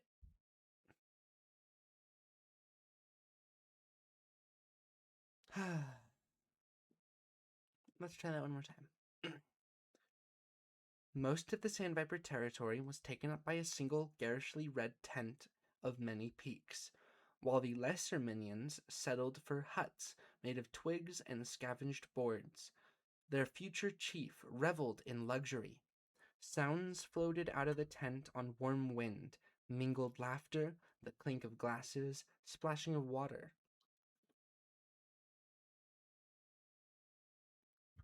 Jai Long could have joined them. He had the status, and he'd contributed more merits than the Sandviper heir. But he wasn't honest with himself. He preferred it out in the cold night. He sat at a rough table arranged on the mud, a stretch of fabric above him guarding from the rain and providing shade. It was hot here when the sun was high and cold when it wasn't, but his personal comfort was secondary. This position allowed him to focus on his duties, placed him in the way of any attack on the tent, and kept him close enough to respond to any of Crawl's whims. No sooner had Jai Long thought of the name when his master stuck his head out from the tent. Crawl was 22 years old and fit from years of martial training. He was always gave the impression of an imposing leader, standing tall and confident as though to inspire those around him, gazed fixed on some distant vision of victory, until he smiled. Then he looked like a rogue trying to charm his way out of trouble. He was smiling now. Water ran down his body, and black hair plastered to his face and neck. Even the towel wrapped around his waist was soaked. "Send for more water, would you?" Crawl asked. The Sandvipers called Crawl the young chief, though he hadn't ascended to his father's title yet, because of the great influence he had among the sect. He was issuing a command, but he respected Jai Long enough to at least pretend it was a request. "Somehow we keep losing it." A chorus of laughter followed the statement from within the tent, and his grin broadened. Jai Long nodded to a pair of nearby servants, young boys born into the Sandviper sect. They ran off at his signal to find jars of water he'd ordered filled earlier. There were constructs in the tent to heat what water they brought, but if there existed any constructs that could create water out of Madra, only the Pure Lake might have Soulsmith skilled enough to build them. Many the fishers, but he couldn't. Maybe the fishers, but he couldn't have any dealings with the Sandviper's ancestral enemy, not openly anyway. Request fulfilled, Jai Long turned back to his work, expecting that Crawl would leave. Instead, the heir sighed. "You're not a slave," he said. Jai Long turned back, somewhat surprised at the statement. "If I knew that I was, I wouldn't stay." He and Crawl had reached the same stage of advancement in the sacred arts, but the future chief wouldn't be able to stop him by force. Jai Long wasn't arrogant enough to assume that he was the strongest high gold in the Five Factions Alliance, but he was certainly the best among the Sandvipers. If he'd thought the sect was treating him unfairly, he would have cut his way through them, and Crawl knew it. The only one that could have overpowered him was the current chief, a true gold, and Crawl's father was out hunting. Crawl nodded to the paperwork. "Then why are you working like one? Come join us." He peeled the tent flap back a little, and another humid gust bloomed into the air night. No laughter accompanied this statement from inside the tent, but none of them argued. Craw's friends were afraid of seeming too displeased, but they certainly weren't eager to have Jai Long among them. He resisted lifting a hand to feel the strips of cloth wrapped around his head. The cloth was red, wrapped so tightly around him that not a hair or scrap of skin was visible from the neck up. Only his eyes peeked out of the middle, and if he could have covered those up without losing his vision, he would have.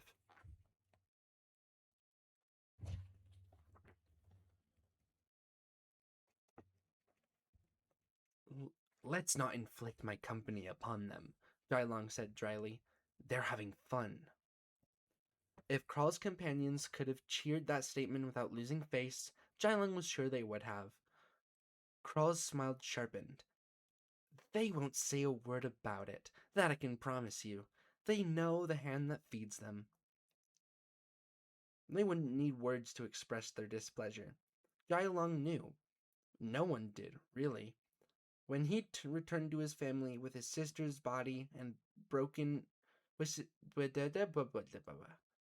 When he returned to his family with his sister's bloody and broken body in his arms, his parents were more horrified by his face than by the fate of their daughter. What have you done to yourself? They didn't ask him. Was it worth it? They didn't say. When the Jai patriarch banished him to the wilds, the words were hollow and empty, forms without substance. The old man's disappointment oozed across the room, so tangible that it might as well have been vital aura taken form. The star that would have guided the clan into the future had stepped off the path, ruining his future advancement. And he was hideous. How could he represent the Jai like that? Nothing truly important needed to be said. When he returned to the clan, unseated the patriarch, and forced the rest of the family to bow before him, he wouldn't need any speeches either. Above all else, sacred artists respected strength. Jai Long intended to use his. Can you can you imagine me saying yes? He asked Crawl, and the young chief gave a bitter laugh.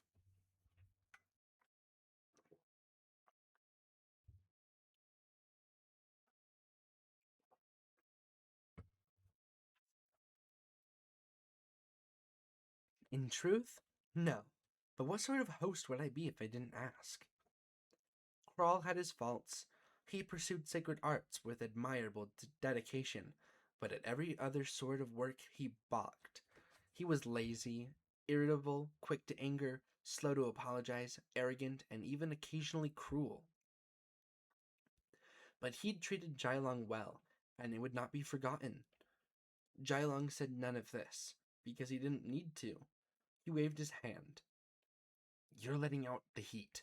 Call for me when you need more wine.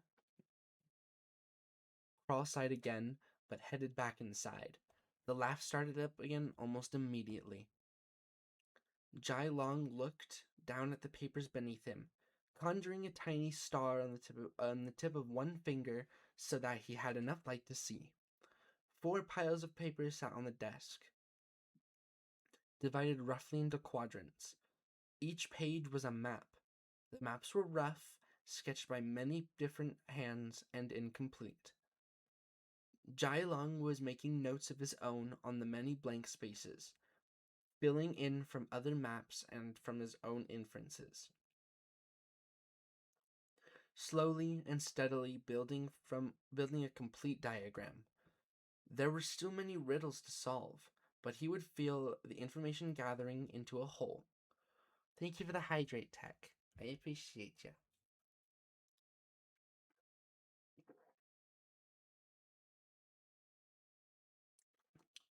Yum.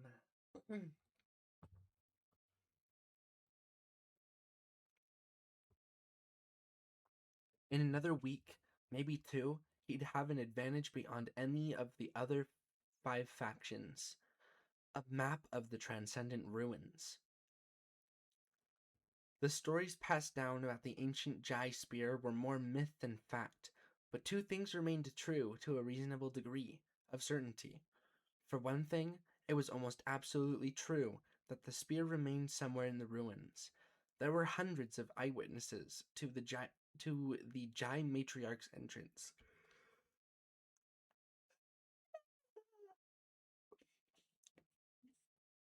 And while popular stories said she died within, her closest advisors recorded that she emerged from the ruins weak and battered. She told those advisors that she'd left the sphere within and died days afterward. Short-lived work while I get Short-lived lurk while I get water. Okay, go get some water.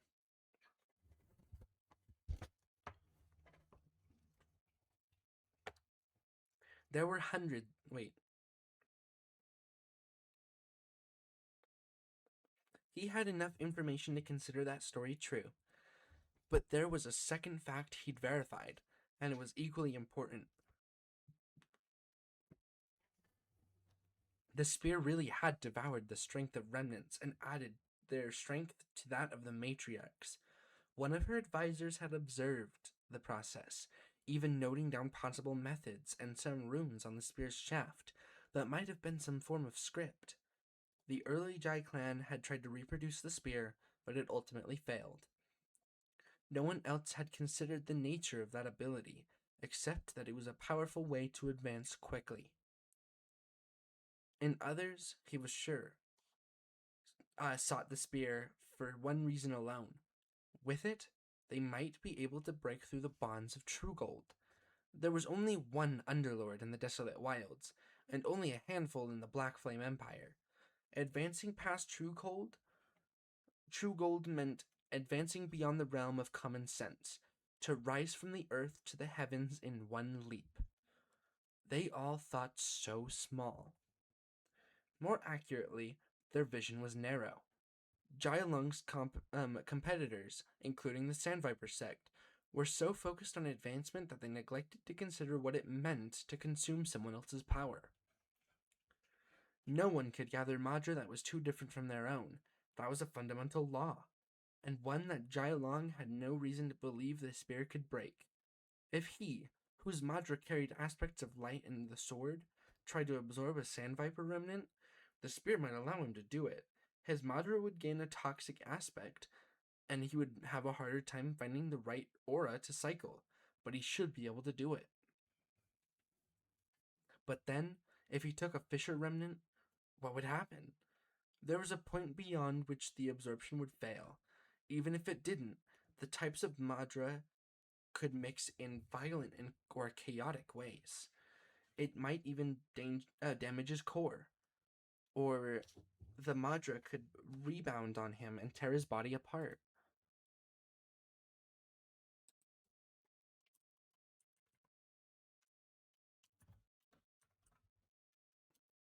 Give me one moment, please.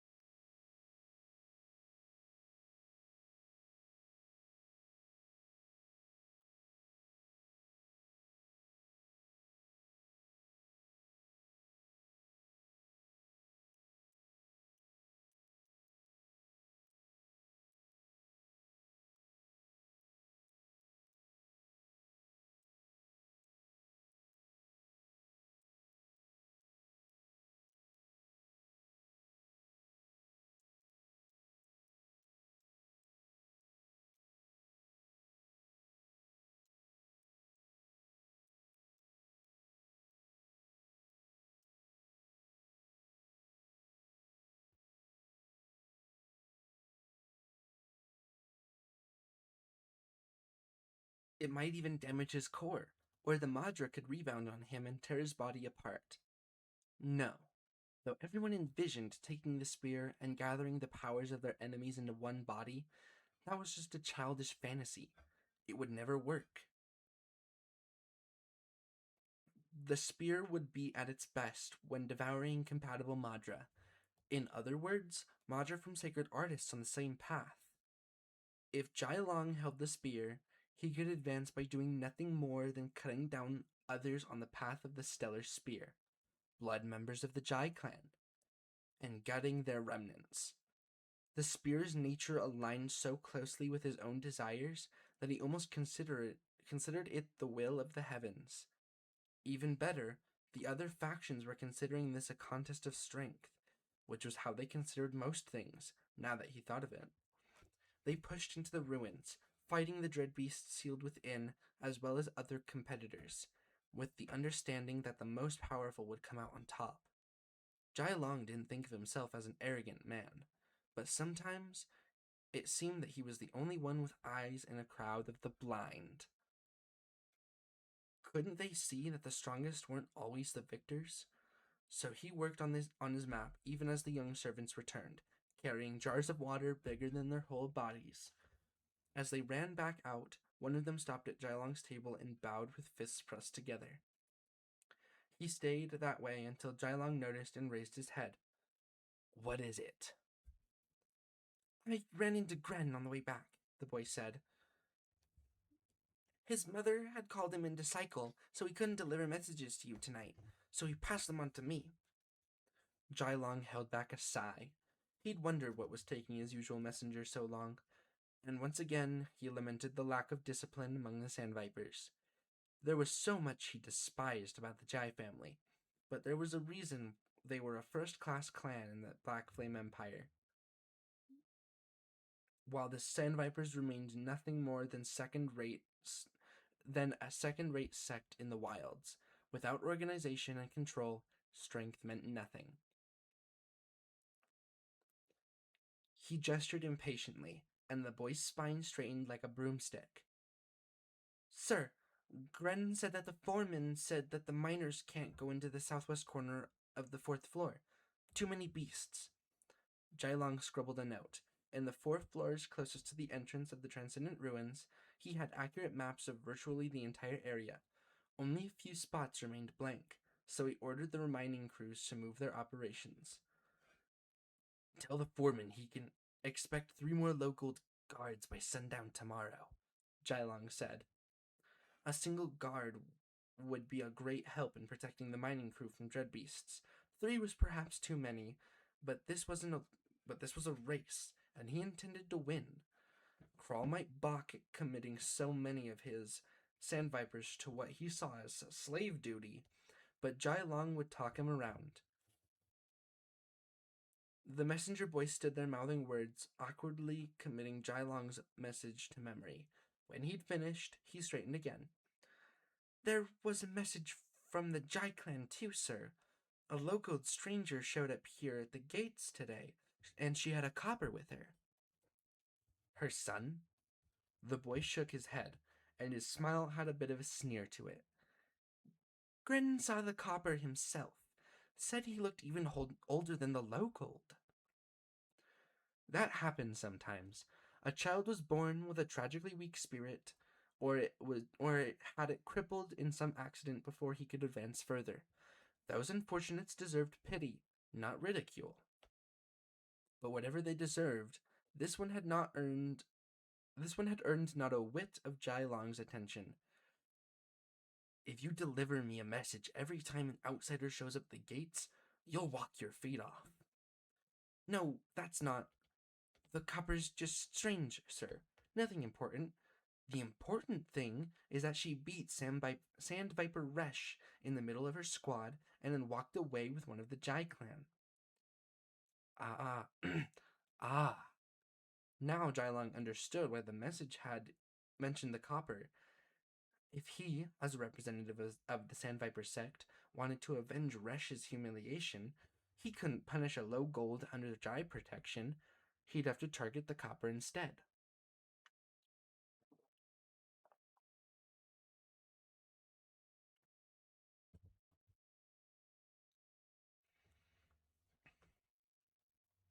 Where are they now? Jailong asked, dipping his brush to write a letter to his former clan. They were taken to a Jai clan inn, but it looks like they snuck out. Gren said he was supposed to tell you that nobody could find them. Jailong's suffering had begun when he first advanced to gold. In the heat of battle, he'd been forced to adopt a strange remnant instead of the one his family had planned for him. Instead of the gold sign borne by most of the path of the stellar spear, hair as sturdy as a helmet, as and rigid as iron, he was cursed with a face that he didn't like to think about. There had been a few other consequences of that gold sign. His voice hadn't changed, but his laugh. It rang out of him, wild and crazy, like the cackling of a deranged murderer. His usual voice was cool and composed, but when he laughed, he sounded like a blood-drunk killer. The messenger boy paled and took a step backward. Jai Lung swallowed the last chuckles, but a smile still stretched the edge of his cloth mask. They lost her, and the Jai clan can't find their new recruit, so they turned to me. Technically, they had turned to the Sand Vipers for help, but there was no real difference. He handled most of the day-to-day workings of the sect, and whichever of his relatives had sent this message must have known where it would end up. Surely, that knowledge had burned them. I think so, sir, the boy said hesitantly. I'm amending my previous message. Tell the foreman he will have to wait for his 3 local guards, then go to the Sand Viper turn.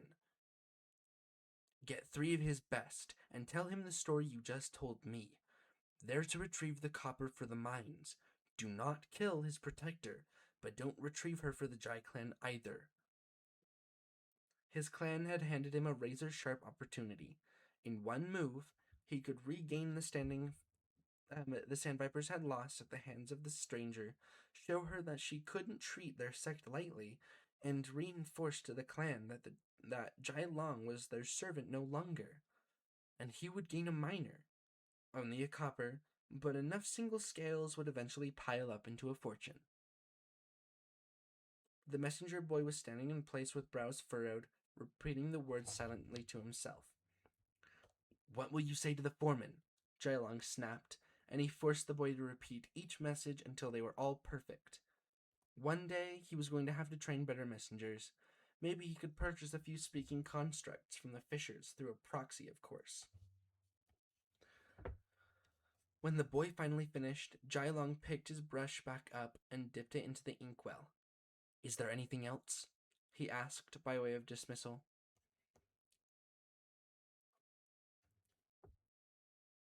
Nothing special, the boy said, fidgeting in place.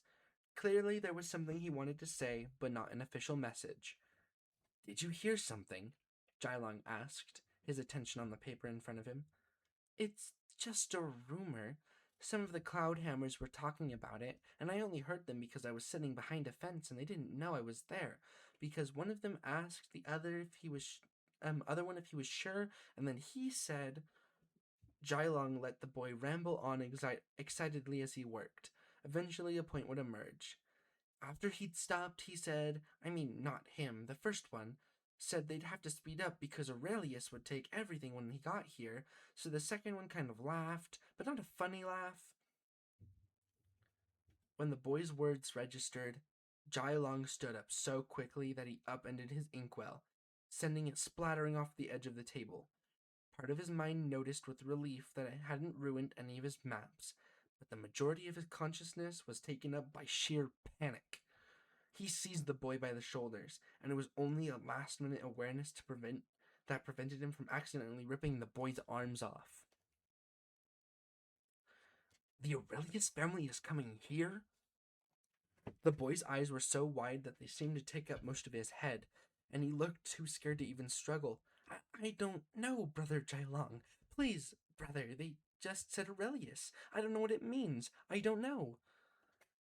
That same calm part of his mind noted that the Sandvipers only called him brother when they wanted something from him.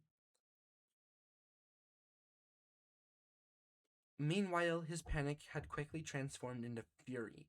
After all his work, all his meticulous effort, now a fracture, now a frac, now a faction from the Empire was just going to step in and take the rewards. Jai Long didn't tend to raise his voice. It showed a lack of discipline. Instead, he lowered his tone until he was very quiet indeed. Quiet like the rasp of a drawn blade. Why, he said, didn't you tell me this earlier? Tears had come to the boy's eyes, and he blubbered incoherently. Jai Long released him, disgusted with himself. He wasn't the sort of weakling who took his frustrations out on children. This boy couldn't be older than 12. He was even younger than Jai Long's own sister. Jai Long bowed deeply to the messenger, his fists pressed together as he would bow to a superior. My deepest regrets, he said, and the fear on the boy's eyes almost instantly transformed into shock. Now deliver your messages as instructed, but on your way, grab every messenger the Sandvipers have. Send them all to me. The boy bowed and bolted. Within the tent, the splashing and laughter had stopped. Crawl, Jai Long said, and the young chief's head poked out. I didn't hear much of that, but I will die if you don't tell me with the details, Crawl said. The Aurelius family may be coming here. It took the future Sandviper chief a moment before the gravity of the statement sunk in. From the Empire? Jai Long didn't nod. His silence would be answer enough. When? That's what we need to know. I gotta drink water.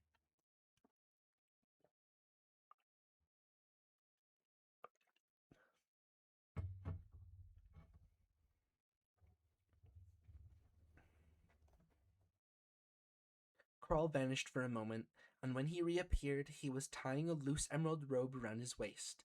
He shouted orders. Every inch the commanding chief, the Sandviper... Every inch the Sandviper chief. The Sandvipers boiled out of the camp in droves.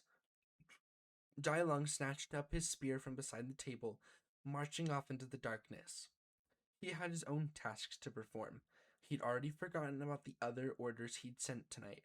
Compared to confirming this rumor, other matters were unimportant. The second the Aurelius family showed up, his part in this game was over. Information requested. Jai Long. Beginning report. The Jai clan began as one of many barbaric factions in the stretch of blighted wilderness known as the Desolate Wilds. The light aspected combat techniques on their path of the Stellar Spear made them the most formidable family of sacred artists in the area, and they unified the region more than once over the centuries. Each time, the rule proved violent and brief. It wasn't until they produced an underlord that their family rose to prominence, moving their main branch from the Desolate Wilds to the civilization of the Black Flame Empire. They would have flourished under the guidance of that underlord for over a century, never forgetting that their good fortune is held together by a single linchpin. If their patriarch is ever unseated, the clan will crumble, and now, despite his great advancement along his path, he is starting to age. Within one more decade, maybe two, age will claim the leader of the Jai clan. As such, they train their disciples with unusual rigor.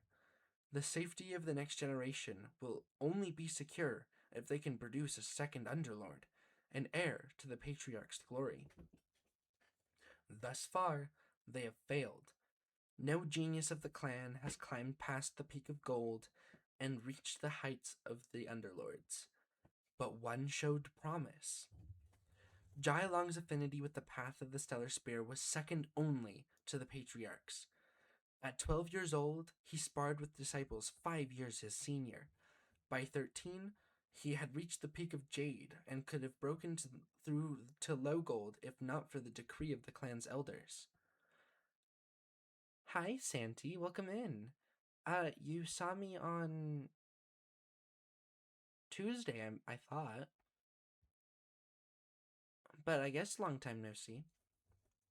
To advance from Jade to Gold, one must take on the power of a remnant. Sacred artists always prefer to receive remnants from the same path to ensure compatibility and prevent deviation. So the elders waited for a remnant worthy of Jai Long. They waited for a clan elder to die. When Jai Long turned 14, he had still not been granted the permission to advance to Low Gold, for the elders remained stubbornly attached to life. It was during this time that a group of rebels, a disenfranchised branch of the family of the Jai clan, staged an uprising against the head family. They practiced their own warped version of the path of the stellar spear, and had been exiled for it, marginalized and mistreated as they saw it. Their frustration finally boiled over in an attack on the main branch of the clan. Among their targets was the famous golden child of the head family, Jai Long. As Jai Long was still stuck at Jade, he should have been easy pickings for older warriors. One low-gold boy of 17, seeking to make a name for himself, isolated and challenged his rival in a duel to the death. Jai Long pinned him to the wall with his spear. This was a mistake that an older sacred artist would not have made. Killing his rival released a remnant, a twisted twin to the normal spirit of the stellar spear. If the remnant had attacked, Jai Long, depleted as he was from the fight, would have died. But remnants were unpredictable, and this one crawled through the house in search of easier prey. It found Jai Long's sister, 6 years old, still asleep. It dragged her from her bed, away from the home, to consume her madra in private. Jai Long raced after it, catching the spirit in minutes, but the damage was already done. Her core was cracked and damaged, her madra channels ravaged, the remnant stronger than ever, and his jade senses told him that the rebels were closing in. He had no chance of escaping safely with his sister, not unless he grew stronger. Jai Long trapped the remnant with a simple script and began the process of drawing it into his core. He had long since reached the limits of Jade and prepared for this step, so he reached Low Gold easily, though not as smoothly as he'd hoped. Though compatible with his madra, this spirit was not quite from the path of the stellar spear. It left him with a gold side unlike that of his family, a face scarred and twisted, disgusting to look upon. When he fought his way free of the rebels and returned to his home, carrying his sister, he did not find the welcome he'd expected. They provided shelter and medical care, but nothing further. Even his parents began to distance themselves from Jai Long, as they found their future in the family jeopardized by his presence. Thank you for the 20 stream streak, Santi. That's awesome. I appreciate it a lot.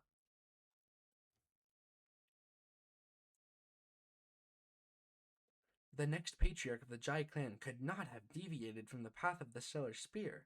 His face could not be monstrous. Even his sister, though cared for out of pity, had nothing left for her in the clan any longer. The elixirs and training resources she had once received to bolster her sacred arts were withdrawn, for the family could not place all their bets on a lame horse. She was tucked away to fade and forgotten.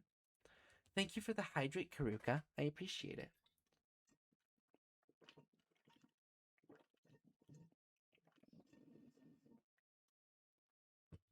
Thank you for the follow, Avariety. That's really sweet. Thank you so much. Welcome in, welcome in. How's it going?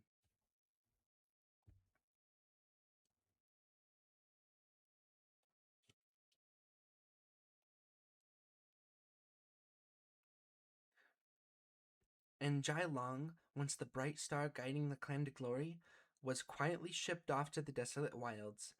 His talent could not be ignored, so he was given the task of supporting one of the Jai clan's oldest allies, the Sandviper sect. There, he could benefit his family without bringing them shame. Here, in the wilds, he has languished all this time, training and waiting. Suggested topic: the fated future of Jai Long. Continue? Denied. Report complete. And that's where we'll pause book reading for the day. We will continue with chapters 7 through 9 next Thursday.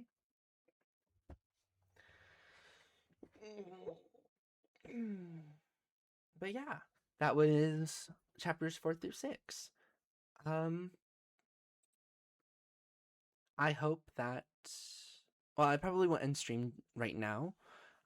I'm actually thinking I'm gonna do a quick extra thing. I got a game the other day called Rabbit and Steel, and I'm going to play a run of it solo, because I haven't played it solo yet.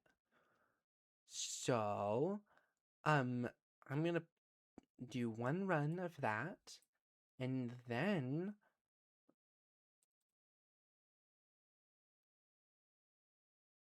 Oh, this game lots of people have been talking about lately. Yeah, it's actually really fun. I played it one time with Cora, and I enjoyed it. We're gonna quickly change the title.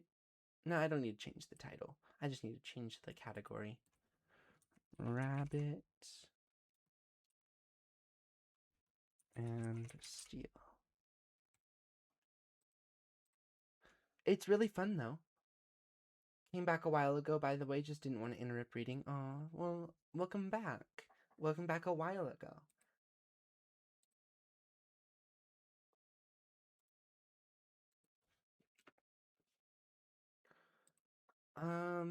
Yeah. Let me swap over to gaming. We're going to add a new element. I'm gonna have to fix it though. Rabbit and Steel. I don't know how good I'm gonna be at it solo.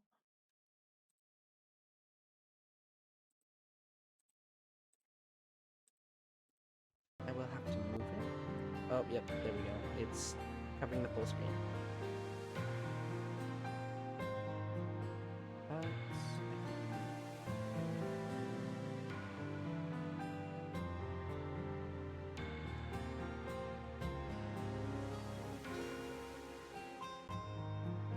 There we go.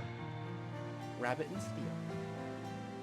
I do enjoy this game quite a bit for the like 3 runs that I've played.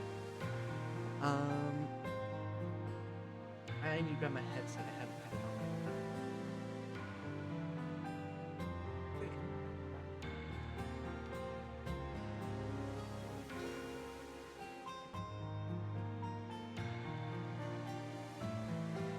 Yep, so this is Rabbit and Steel. I'm actually probably going to turn down the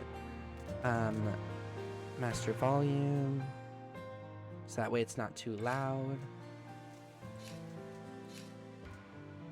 But yeah, so I don't have like a lot of experience playing this game, but from what I do have, I'm not like the best at it, but I'm not the worst.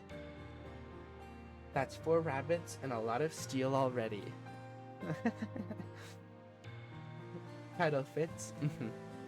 So yeah, we're going to start in offline on normal mode.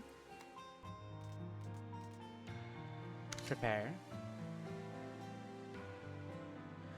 Long ago, there was a small rabbit who was very lonely. She wept long into the night, staring deep into the full moon and the starry sky. Crying to the full moon, she wailed, "Dearest moon, How could one like I have as many bright, shining friends as you? To her surprise, the moon replied, "Hi, Frosty. Welcome in. Hi." Putting game for the former bunny girl. Ah, true, true, true. Hi, Frost. How are you? Welcome in. Aw, that's so sweet. I'm glad you think that. I'm pretty sure I'm sick now. My voice has been kind of scratchy today.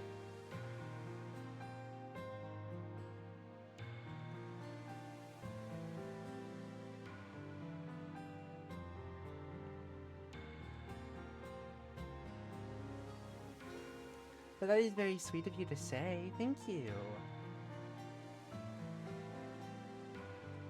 I appreciate it. I do actually need to go get more water soon. But yeah. Welcome in. We're playing a little bit of Rabbit and Steel after we finished the book reading portion, because I got this game the other day and it's really fun. I've played it one time so far. And yeah. Hydrate. Okay. I'm gonna go get some water so I can actually hydrate. I will be right back. Quick break. Okay. Yep. Be right back. Do-do-do-do-do.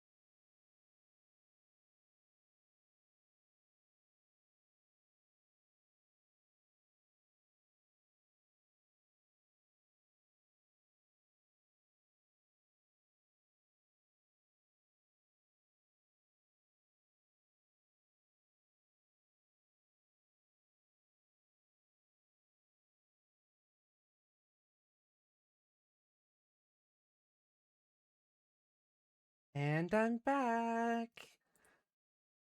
Let's see. What did I miss? What did I miss? Hi, Lucy. Welcome back. I did need to go to water. Carries for some head pats while waiting. How's everyone doing today? How are you doing? Oh, you answered how you're doing. I will read that in just a sec. First day back at work, just glad to be back. Awesome. Doing fine.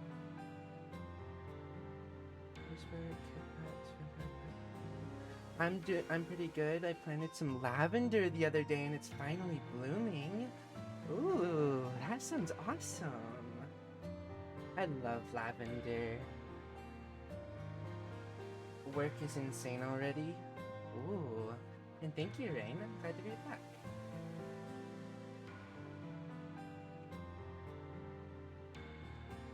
Thank you, Lucy.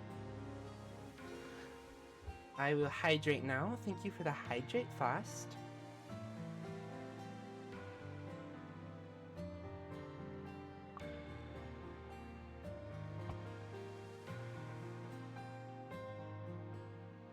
I need to pull my keyboard closer. Okay. To her surprise, the moon replied, "Little one, if you are alone in this world, then allow me to be your friend. Tell me your troubles, and I shall listen." The two shared secrets until the sun rose, and the moon had to depart. The rabbit vowed to make a new kingdom, where the lonely would find solace. Just decorative ones, I like looking at them. Lavender plants are so pretty, and they smell really nice too. At least, usually, I think. The ones I've seen smell really nice. And over many decades, her dream would be realized. This is how the Moonlit Kingdom was founded. Or so the tale goes. Get ready. Okay, so right now I have access to 4 classes. The Wizard Rabbit, the Assassin Rabbit, the Heavy Blade Rabbit, which is my favorite one so far, the Dancer Rabbit, and the Druid Rabbit. I'm thinking about diverging from the Heavy Blade and trying another one. I'm just kind of scared because the other ones seem a whole lot more difficult than the Heavy Blade.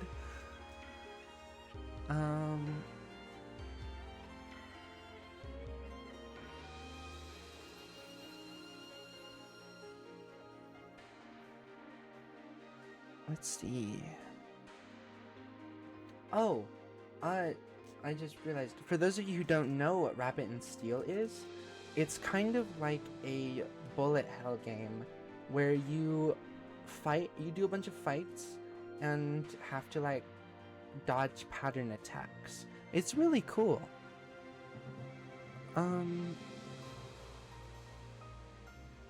At Moonburst, deal 120 damage in a moderate radius near the target. Charges your special. Deals 280 damage in a large radius around the target. Cooldown has a 30% chance of resetting when your primary is used. Oh, this doesn't seem bad actually. Maybe I'll try the Wizard Rabbit. Oh wait, no. Reselect class. I want to choose a different color. Which one? Oh, I like the blonde one.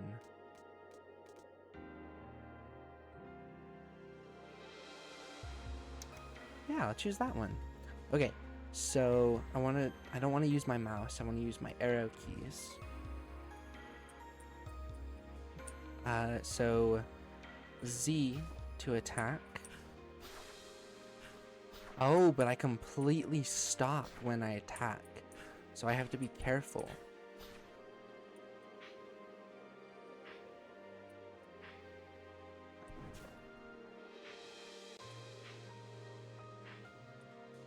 I can do that. So am I able to hold Z and X? Oh, I am. Okay. If I hold Z and X, it fires... Oh, it fires just my secondary, not my primary. I see. Then the C does a big damage boost thing.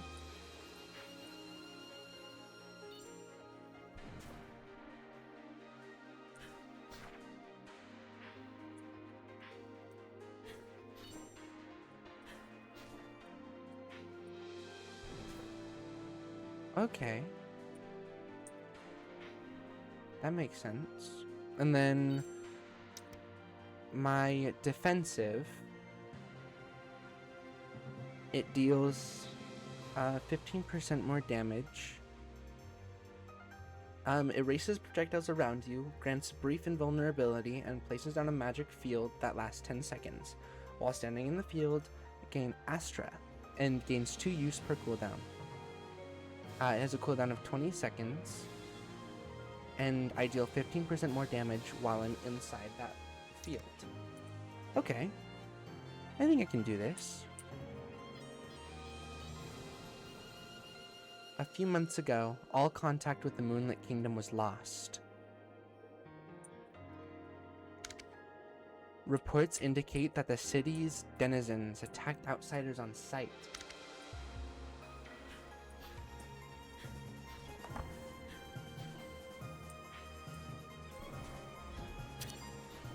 Okay.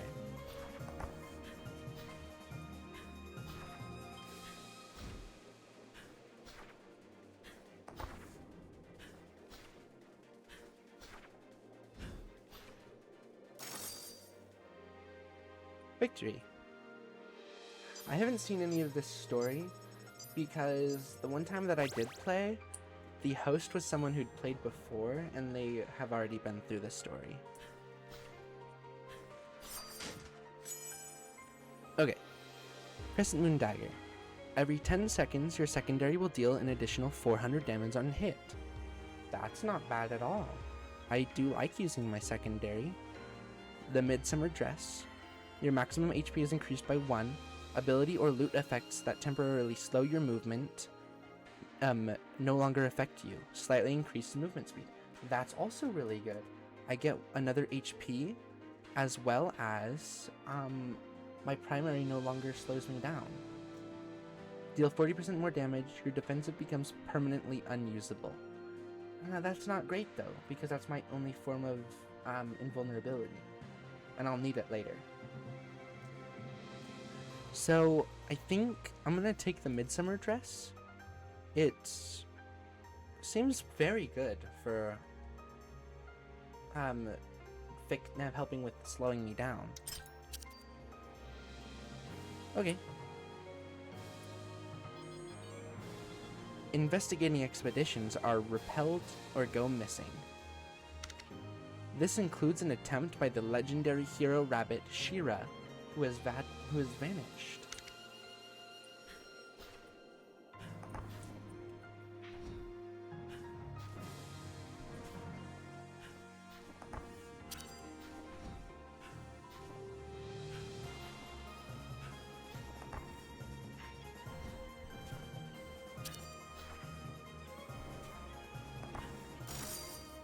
Okay.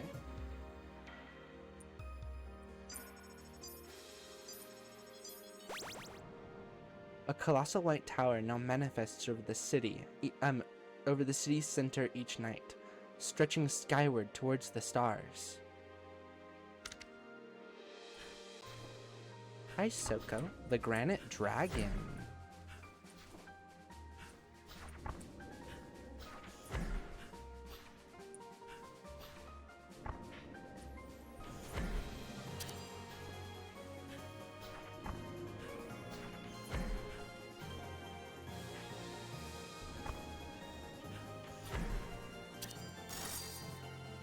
Nice.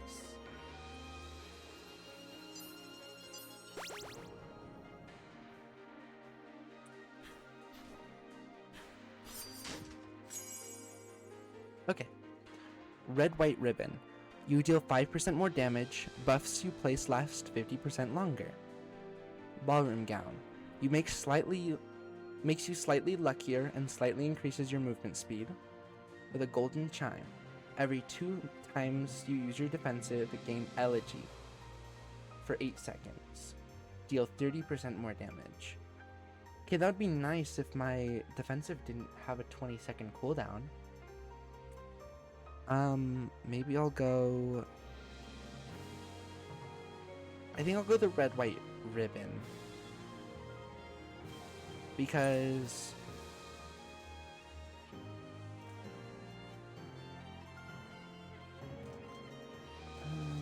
I might get buffs later, and I do deal more damage with it. I'll take the red-white ribbon. Something must be done. Your mission is to investigate these happenings, find Shira, and resolve the issue if possible.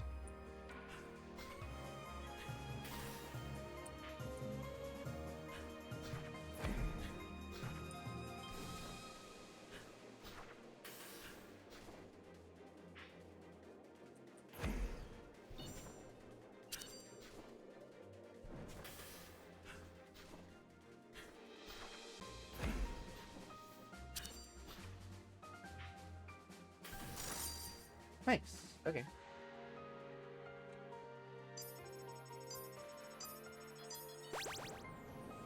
May you be sharp of ear and swift of foot.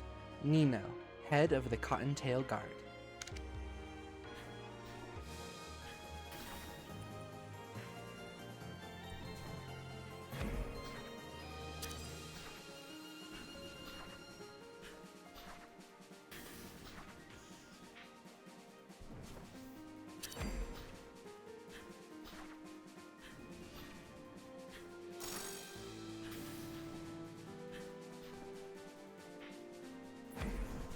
Oh, I didn't mean to do that.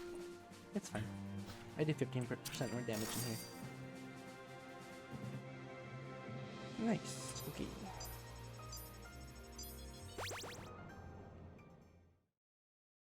The Scholar's Nest.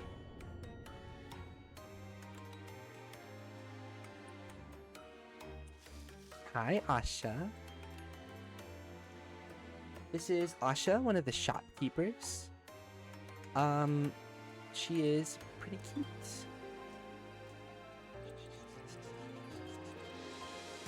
Okay, let's see.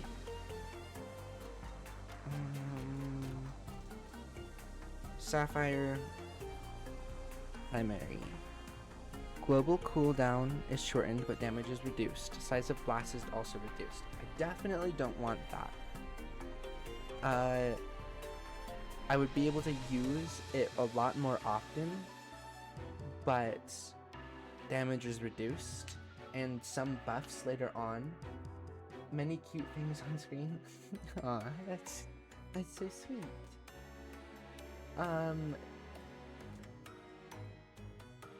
There are buffs that you can add to your stuff later on that will require higher damage, so I don't think I want lowered damage.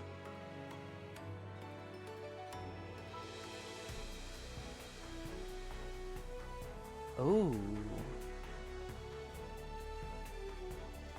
Emerald Secondary, though. That doesn't look bad. Charges your primary 3 times and your special once.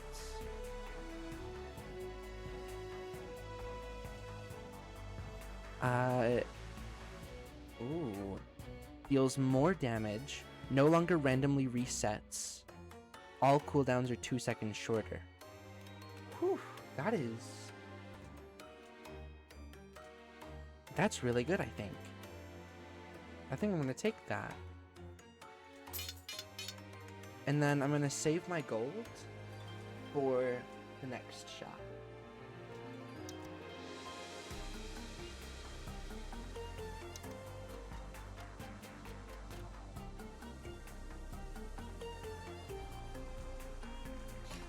Okay, we're gonna move on to the next battle. Mena, the Studious Crow.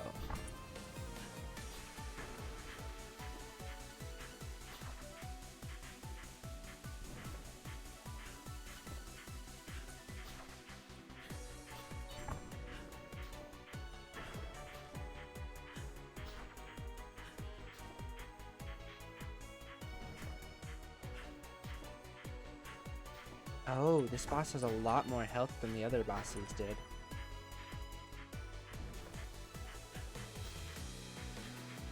I mean, I guess that makes sense.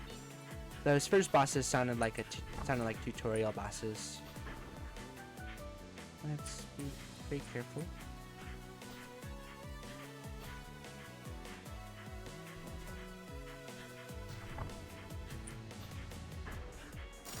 There we go.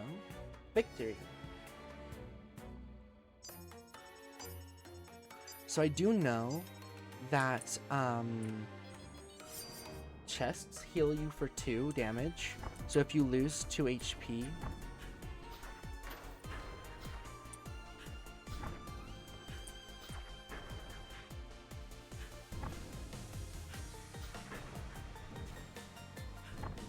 I can get it back at that chest.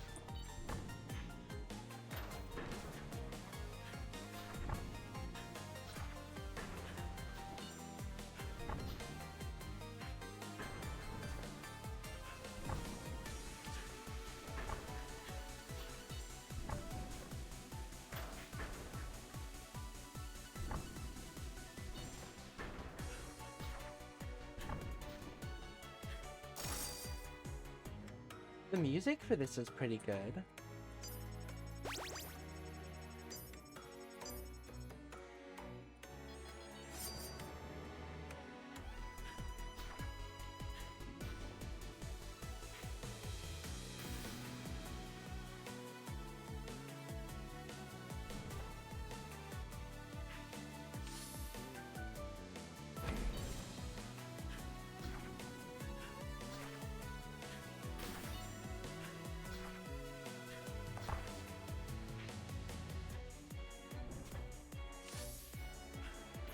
Thank you for this stretch, Rain. I will stretch after this battle.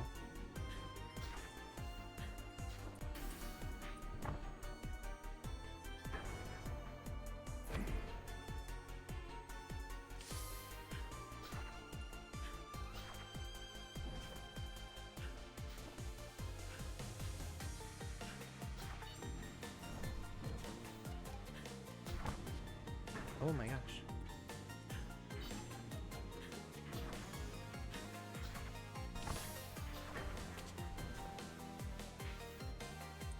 Oh, I wasn't paying attention. Youch.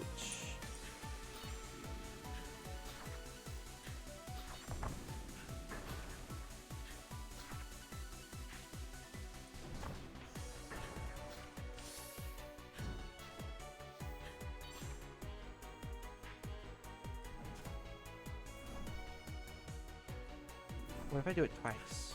Do I get double?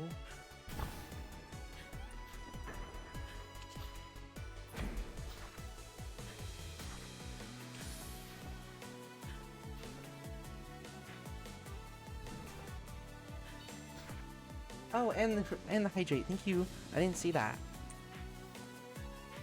Okay, so I need to teleport.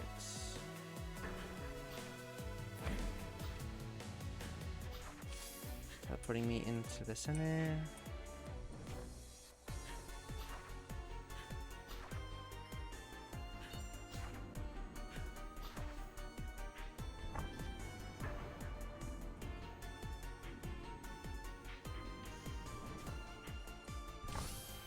Oh, that was almost bad.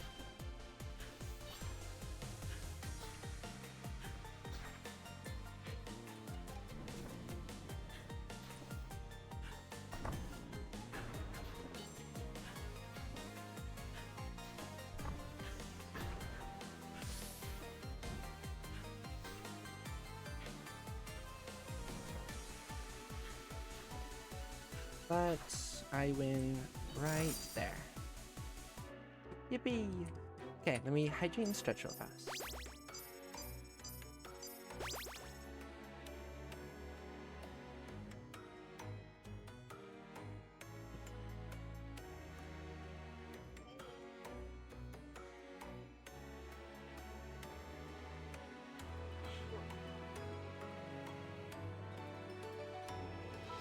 Good stretch. Okay. I heal at this chest here.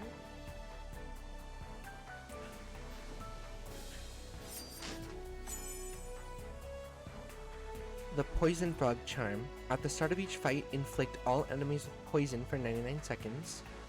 It does 50 damage for 99 seconds, which is 5,000? Yeah, 5,000-ish damage. Sorry, just tried to send while I have a break from service. No, that's okay. I appreciate it a lot. Thank you so much. Blue Rose, your max HP is increased by 1. You have a 50% chance of healing for 1 and granting you 100 XP at the end of each fight. Your special applies poison for 5 seconds. I think I take this. Getting healed at the end of a fight and getting another max HP is really nice. And 100 XP is roughly 2 levels, I believe. I think. At least that's what I've been told. So I'll take another health.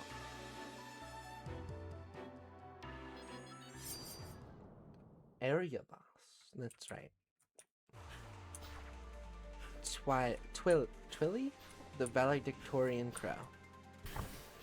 Oh, gotta get in the circle.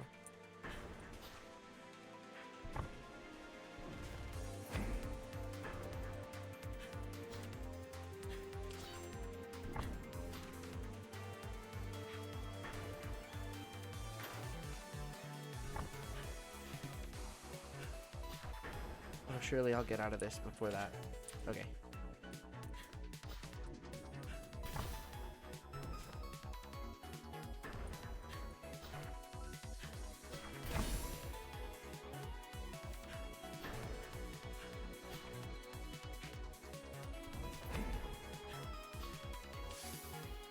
Oh, I didn't even realize that I was teleporting. That was lucky.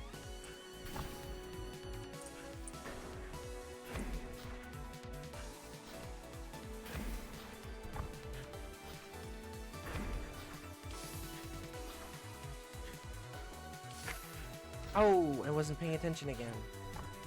Ouch.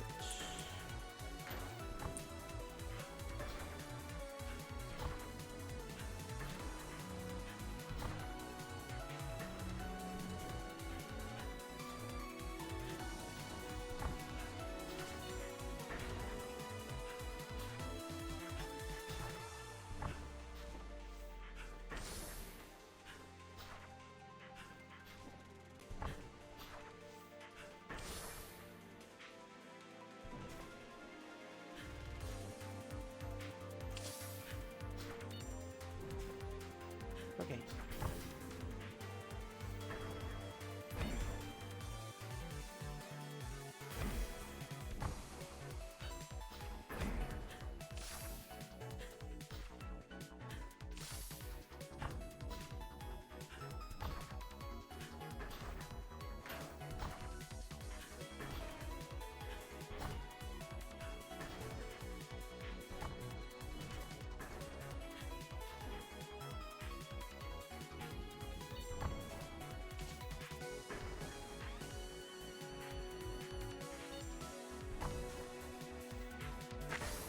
Oh, I got hit there. Man. That's okay. Ooh.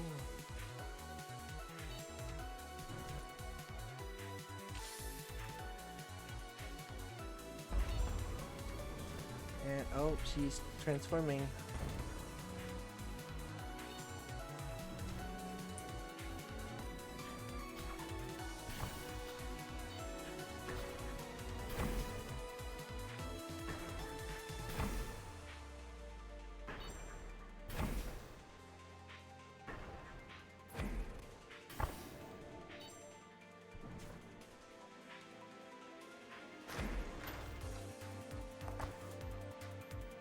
So 1, they're gonna come down.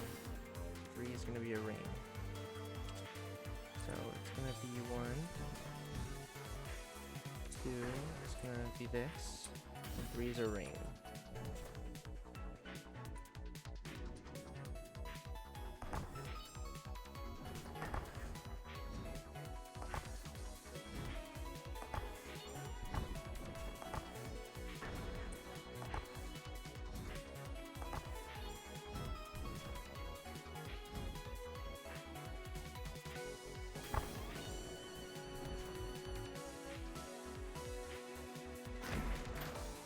time stop.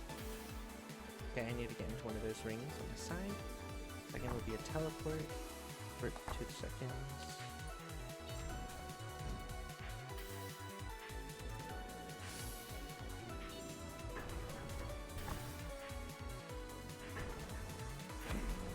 Oh, dang it.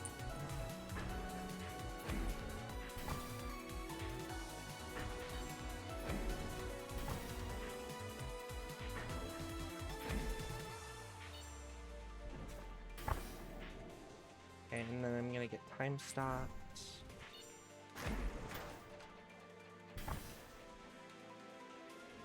One, I need to go in there. Two, I'm gonna get teleported. Three, it's gonna come down again. Oh.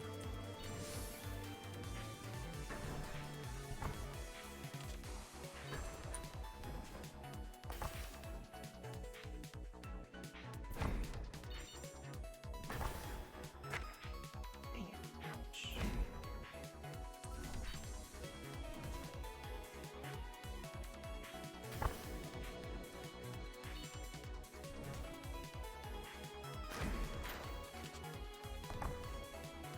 Okay, one is gonna be a circle noodle coming down, two is gonna be a thing, and it's gonna be 1 second teleport.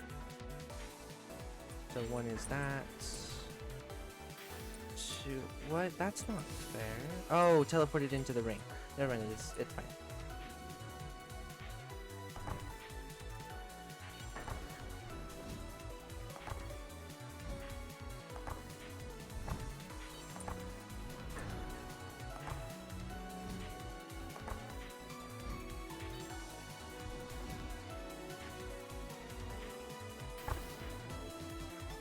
One more time stop. Okay, circle on the sides. A 2 second timer teleport. 3 at the top and then 2 on the side.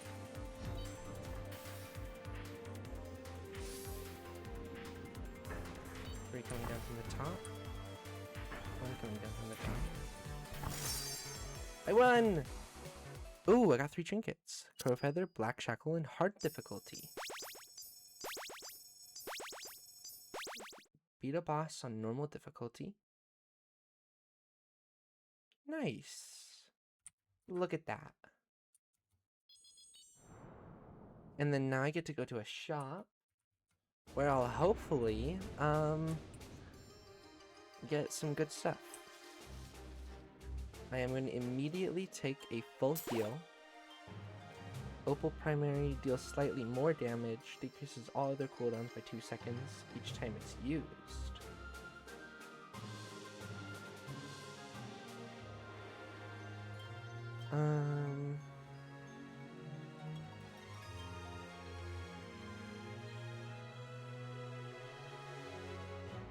I think I just take the Ruby secondary because I can hold down X and C together and it'll automatically attack with my secondary and my special. So if I boost the damage of my Ruby secondary, then I'll be doing a much higher DPS.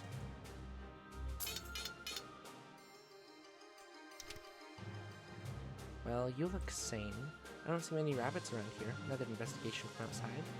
I'm not sure what business you have here in the Moonlit Kingdom, but you picked a poor time to accomplish it. If you're trying to go in further, it's not going to be easy. Okay, well, let's see. The Church Mouse Streets is the next one. That's right. Oh, shoot. That's damage already. Oops. I'm not getting very much time for this.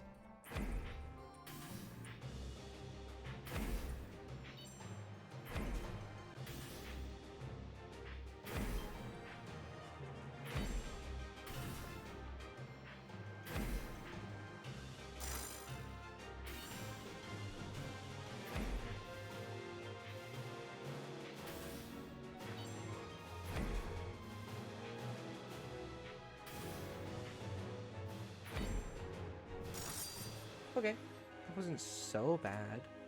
I took a little damage. That's okay.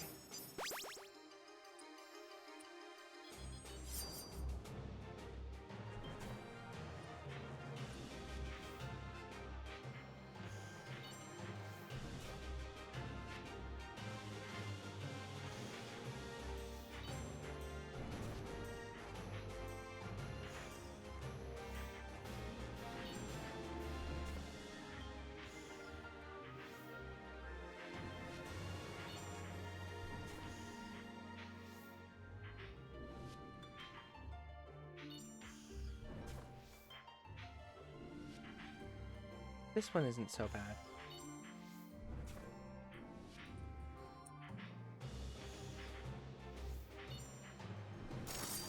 There we go. Easy victory.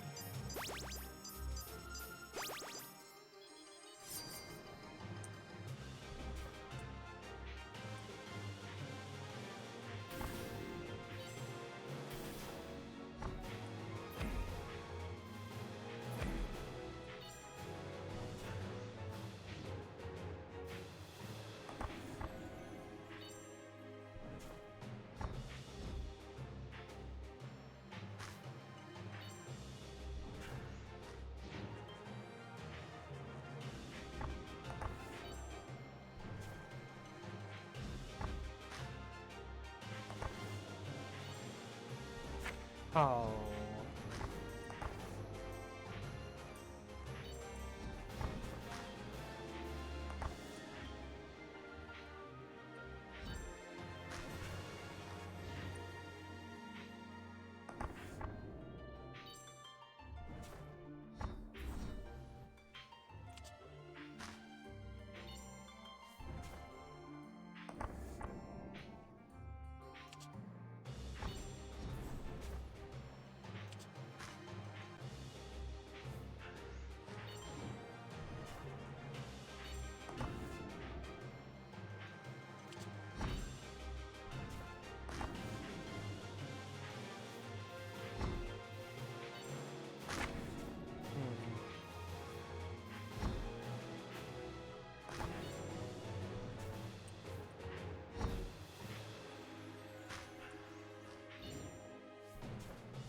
Oh man. This is tough. Youch.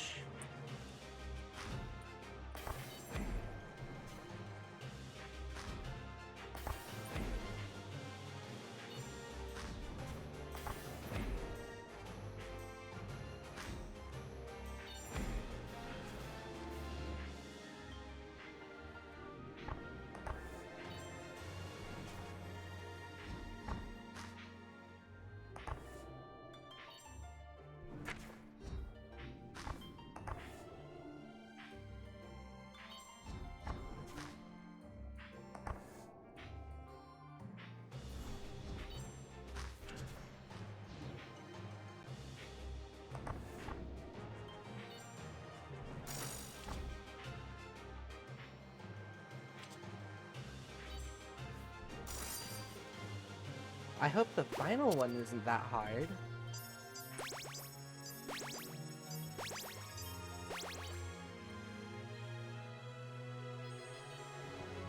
I'll be at 5 out of 7 HP going into that. Reaper Cloak. Your defensive additionally deals 100 damage for 3 times to enemies facing away from you, slightly increasing movement speed. Heaven's Codex. Oh. Your special increases 20% more, deals 20% more damage, instantly resets upon use. Transforms into the Hell's Codex after you use 3 abilities. Disables your special, your abilities deal 30 more damage, transforms into Heaven's Codex after you used 8 abilities. Or the Blue Bolt Staff.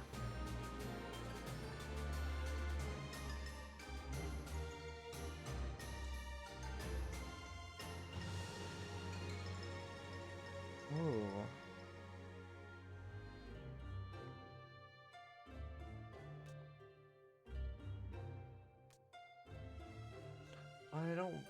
I'm not using my, I'm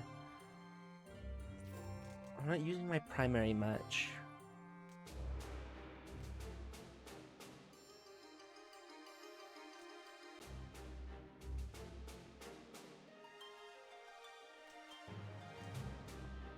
I might do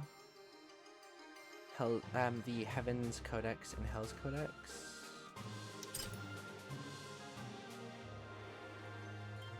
So if I go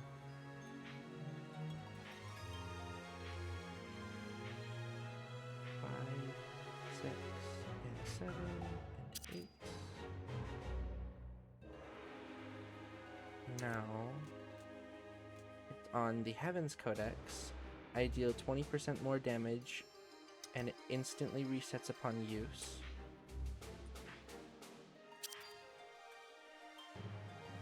But now my special is unable to be used. Got it.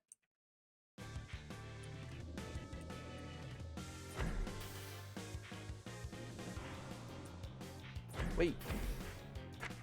Dang it, I wasn't paying attention.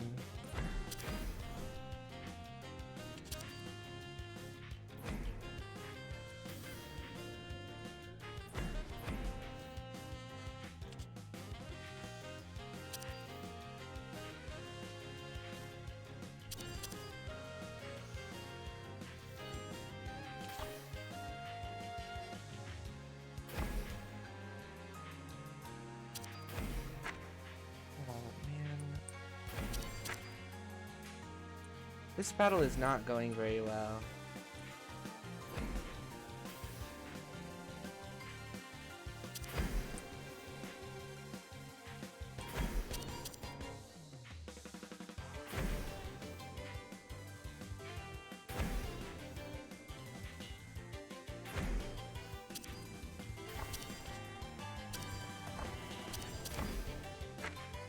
Oof.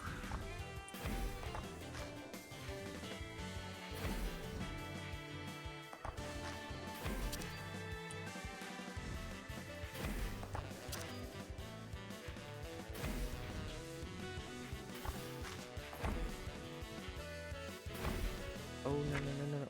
And that's GG's. Oops. Well, I did pretty decent for my first solo run. That was fun. Let's try that again. Maybe I'll try a different rabbit this time. The wizard's fun. Assassin.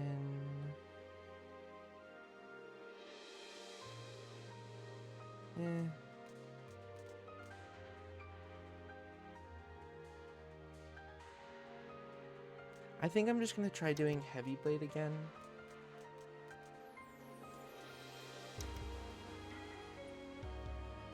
And then we'll see how far I can get with Heavy Blade going solo. But yeah.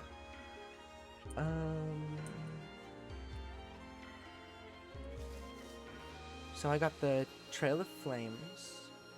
An inner heat that pushes you forward even when the odds are against you. Briefly gain an aura when you erase bullets in a radius. Floating Fish. A fish that mysteriously floats as if it were swimming through the air. A very common in JRPG-inspired fantasy settings like this one. Grows and shrinks in size depending on the combined cooldowns of your loot and abilities. A Blooming Rose, attached with a hairpin. Leaves a petal trail when you have at least one potion.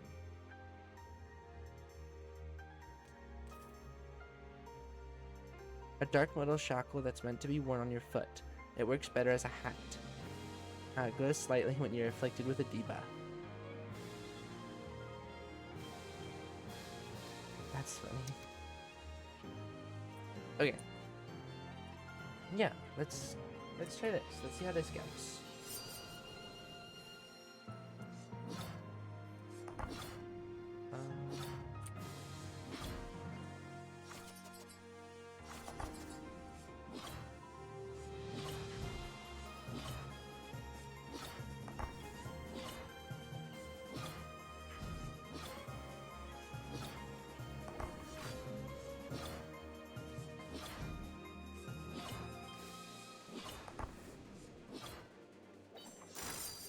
Here we go.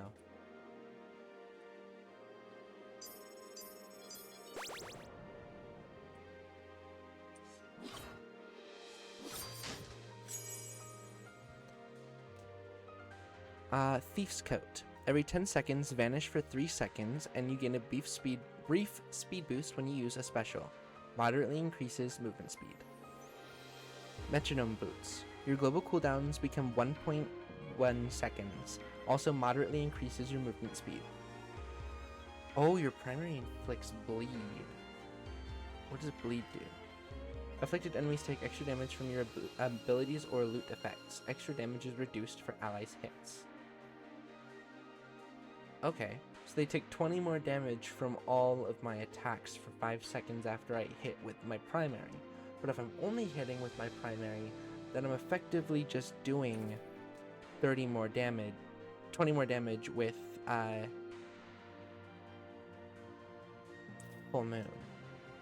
Every time you gain a buff, gain another random buff for 5 seconds. Winged Cap grants a brief speed boost when your secondary is used, moderately increases movement speed. I think I take Leech Staff.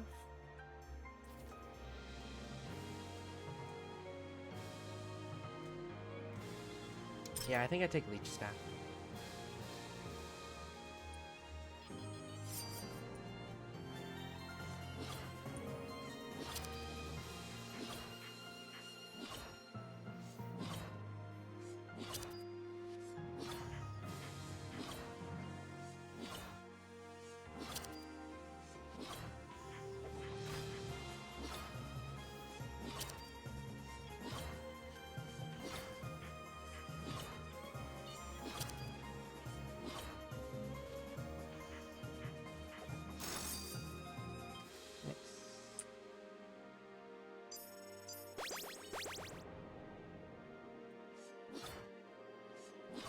A large full moon treasure sphere. I'm not talking much because I'm cracking relics on Warframe. Yeah, no worries. I need to get back into Warframe soon. I've kind of had this thing with Warframe where I will play it a lot, get bored, and or like it gets too repetitive, and then I stop playing for a long time, and then I come back, and then I play for a while, and then the same thing repeats. But I love Warframe. Bloodflower Brooch. All abilities deal 40 damage 2 times to the 2 closest enemies facing away from you. Ooh. That's how it works for everyone. Yeah. I think I'm gonna take the Bloodflower Brooch.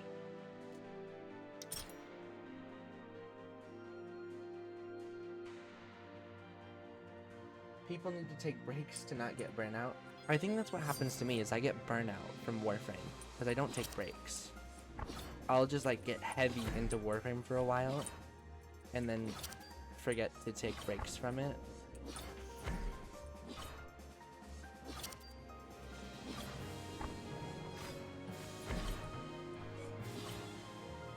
Ooh, that was a close call.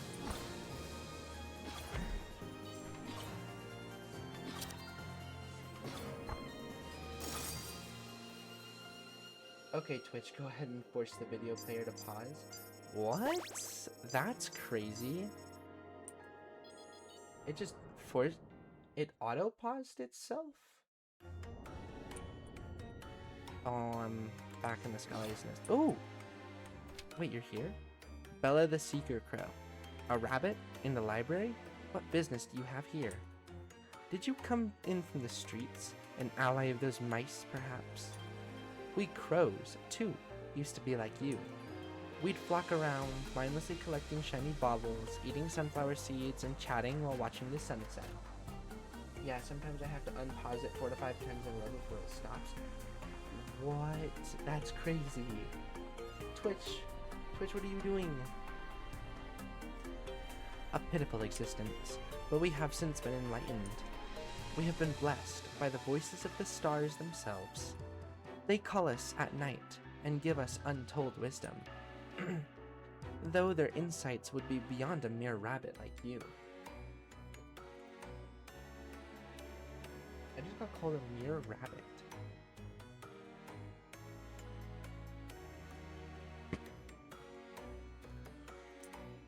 Through their teachings we shall be elevated, and from the skies we will guide the world. We shall study and learn, so that you might continue your humble existence. Okay. I'm gonna have to fight you now. Oh, wait, I wanna go to the shop first. Vitality potion. No, let's see what I do here first. Damage and radius is increased. Movement speed is slightly decreased at all times. That's not bad for the damage. Deals 180 damage in a large radius around you. Charges your special. Deals more damage but can no longer charge your primary. No longer has a global cooldown but has a cooldown of 3 seconds. Oh! I really like Emerald Secondary. I remember now. I'm gonna take Emerald Secondary. And I don't have enough for the Vitality Potion. So, I guess I just move on.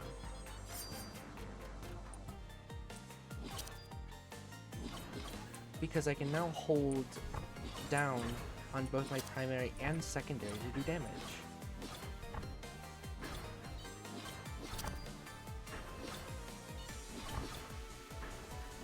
Mena, the studious crowd.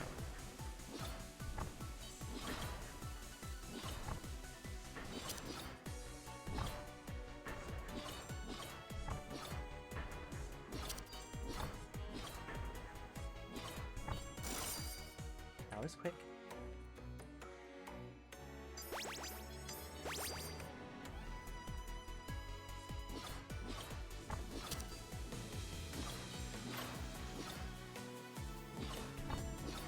Uh-oh. Okay, we're good.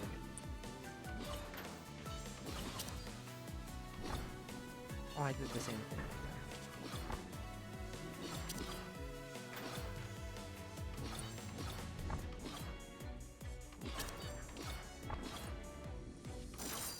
There we go.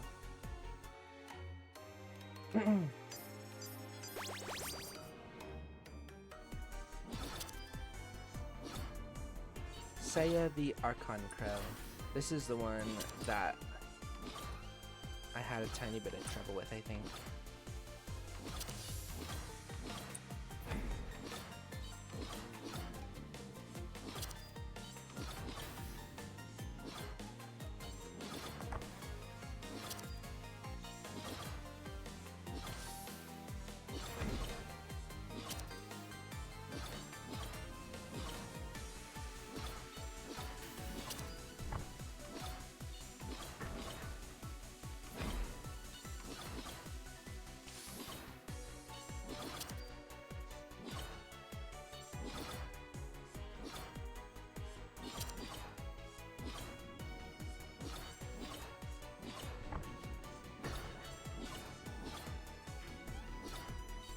I don't think I reach.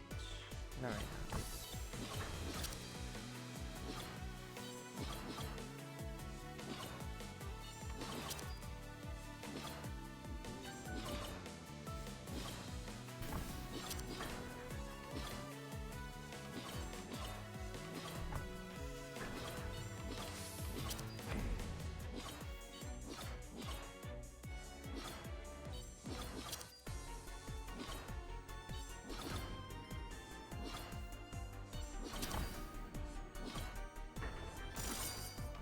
Nice.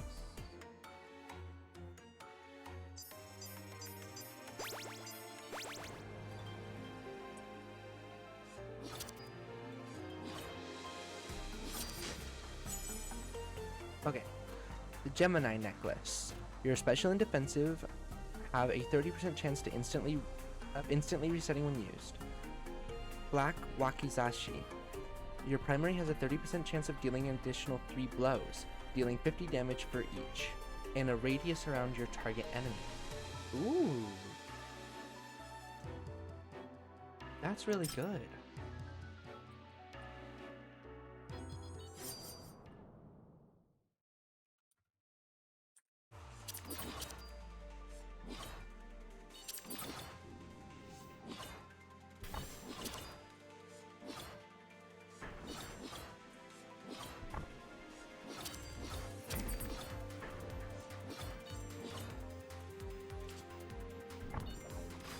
Oh, wait, I didn't want to do that. I hit the wrong button.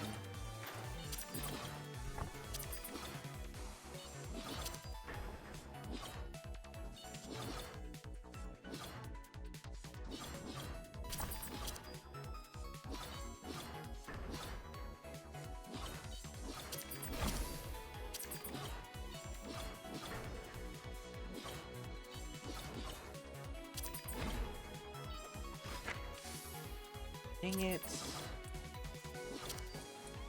I'm taking way more damage than I need to be.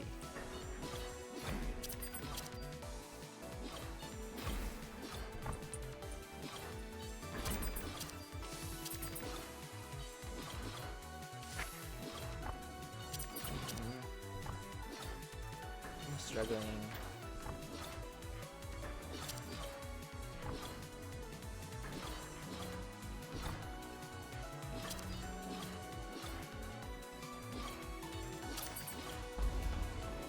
I need to pay more attention to the,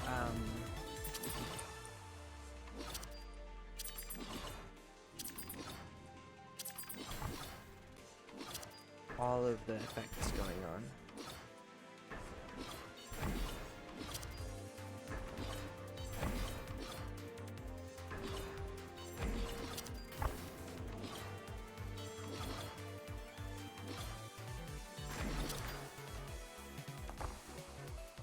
Guys can do that, then that, then a big circle with a middle lane.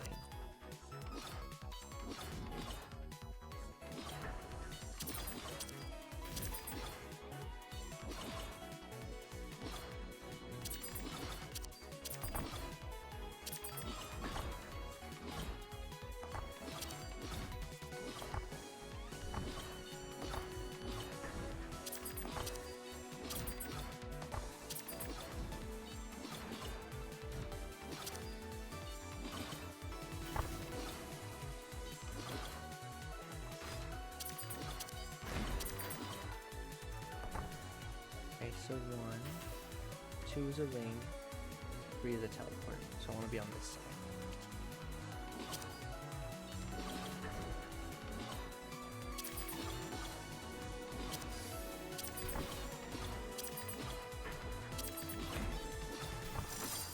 There we go. I'll be able to get a full heal at the next shop.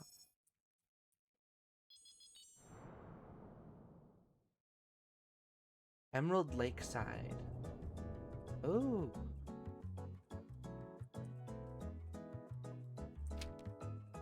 Pin, the Black Shield Mouse.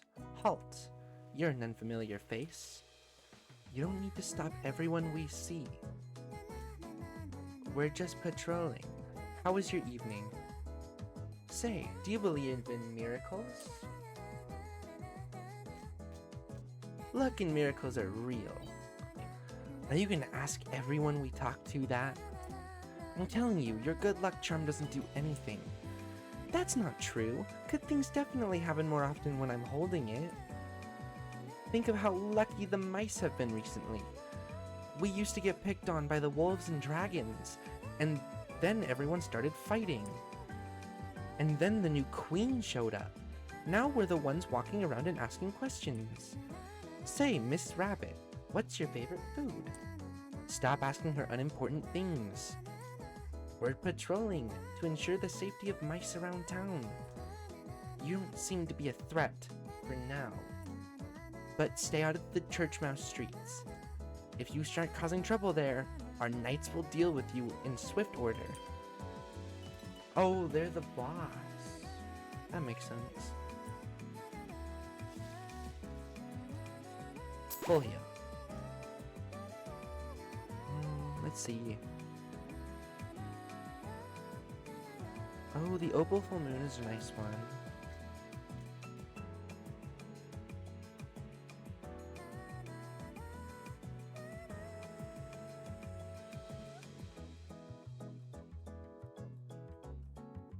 Still no luck with my relics. Oh no! Who are you going for right now?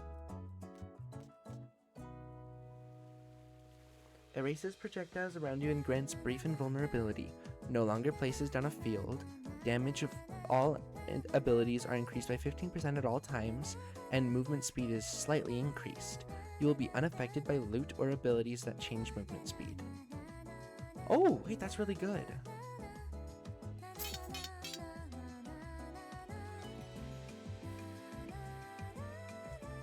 And then I'm going to take a Vitality Potion. Venado Prime, it's a melee weapon. Ooh, fun.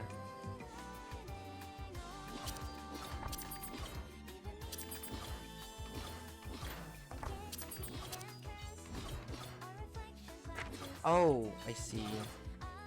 I'm getting dragged around.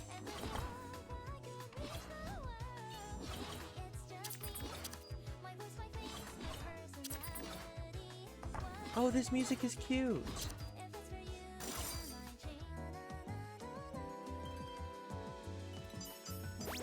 This music is cute.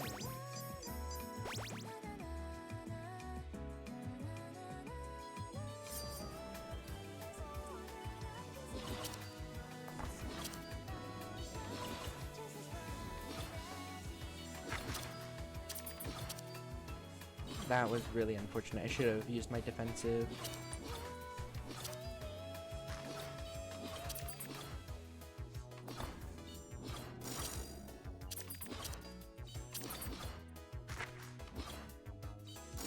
I don't even know what I just got hit by. I guess it's fine. As long as I don't get hit in this next battle.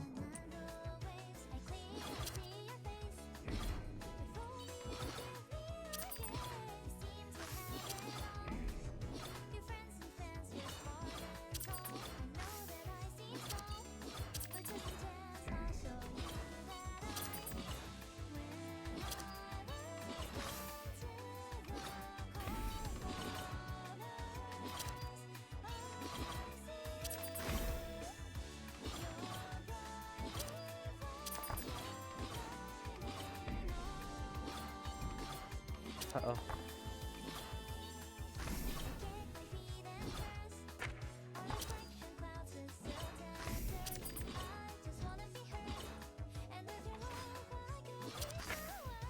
Oh man, this is not going well.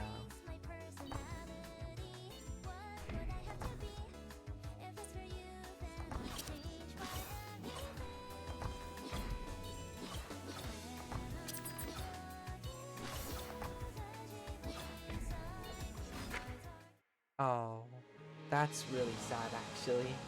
Okay. Ew.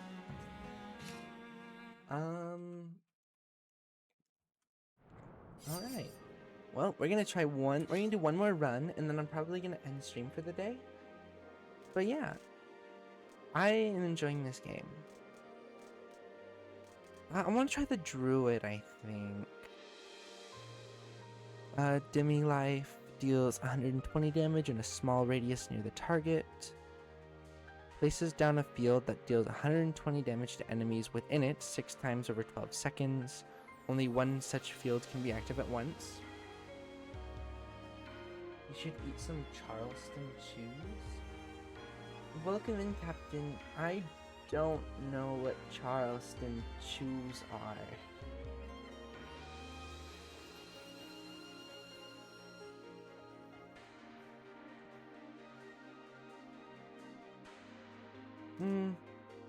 No, I want to see if I can get further as the heavy blade. I'll try other classes at some point. Why does nobody know? I don't know. I've just never heard of it.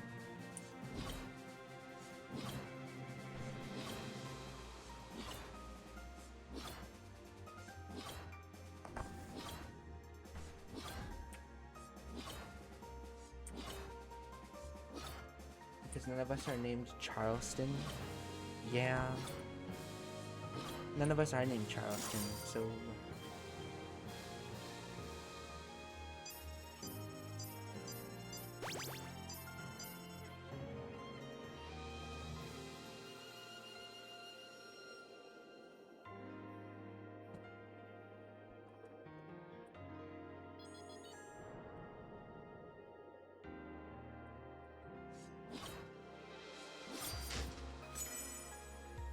Robe of Light, you become significantly luckier, transforms into the Robe of Dark when you use your defensive.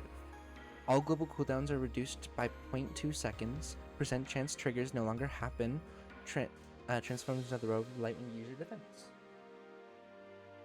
So how would we know what Charleston choose? Yeah. Primary inflicts poison. At the start of each fight, inflict all enemies with sap for 99 seconds. Afflicted enemies take extra damage from abilities or loot effects. So it's like bleed, but it's inflicted at the beginning of battle. Your special has a 50% chance of giving you haste. I'm gonna take the Ivy Staff. Poison seems nice.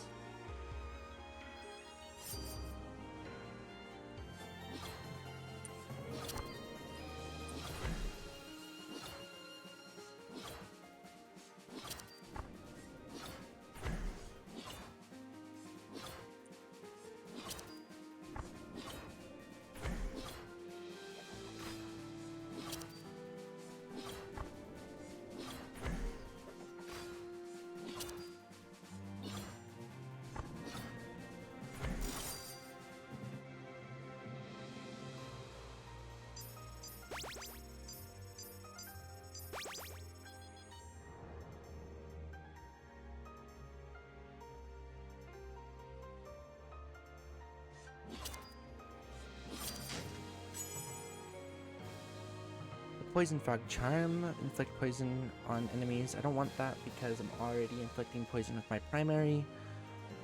Abilities with a global cooldown equal to or higher than 1.5 seconds deal 50% more damage. It's too bad my global cooldowns are 1.4 and lower. Oh wait.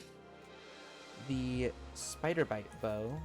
Every 10 seconds, fires a projectile at your targeted enemy that deals 50 damage and applies poison for 5 seconds.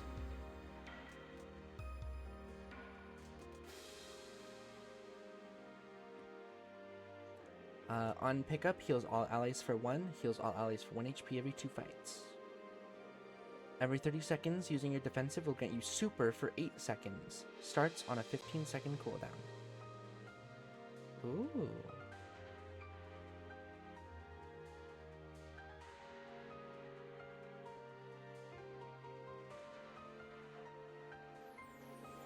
Oopsies. Got a little too far away from my camera.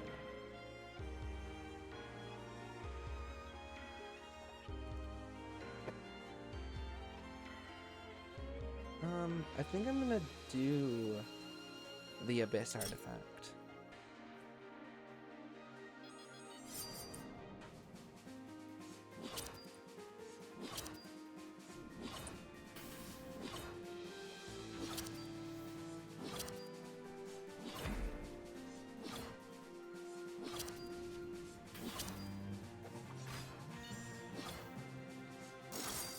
There we go.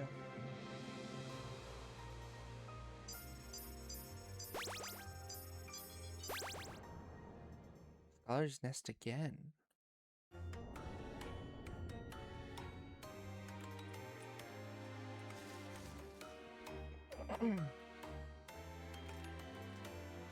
Oh, Emerald Defensive.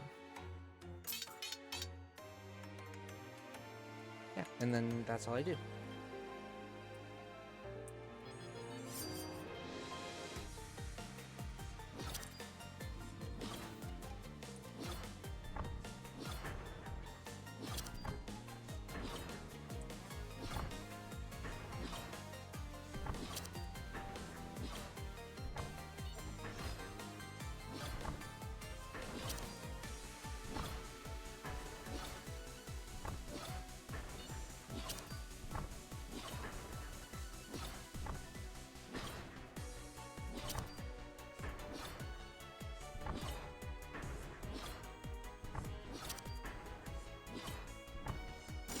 There we go.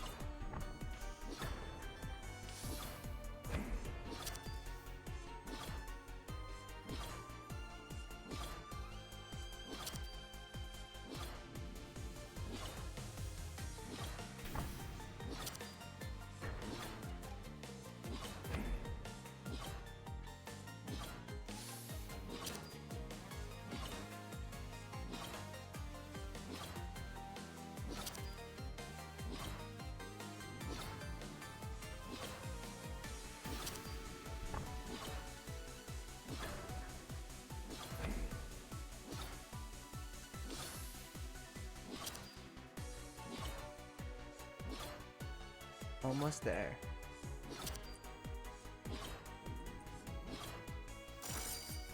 Nice. There we go.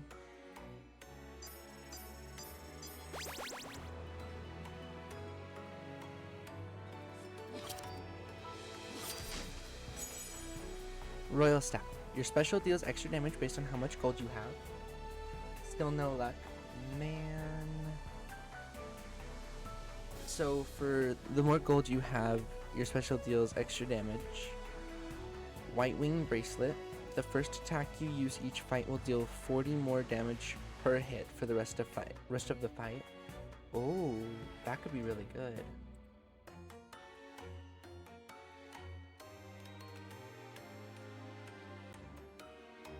Tiny Hourglass. Every 12 seconds, deal 120 damage to all enemies.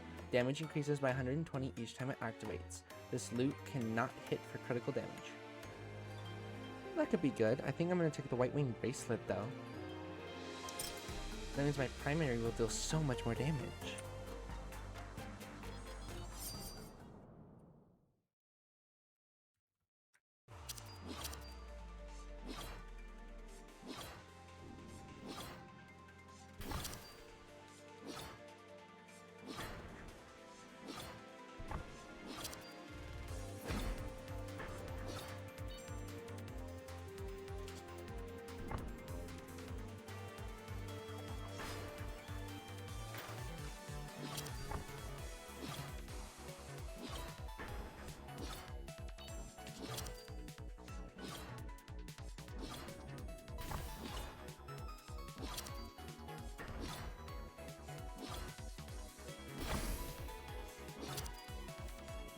I should have gotten in the other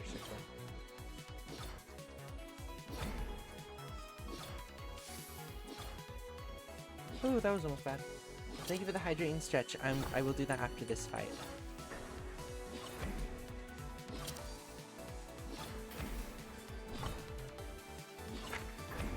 Man.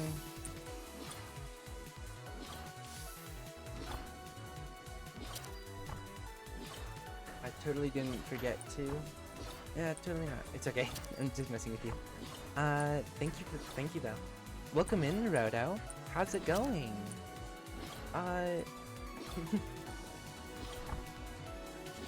Bear shaky butts.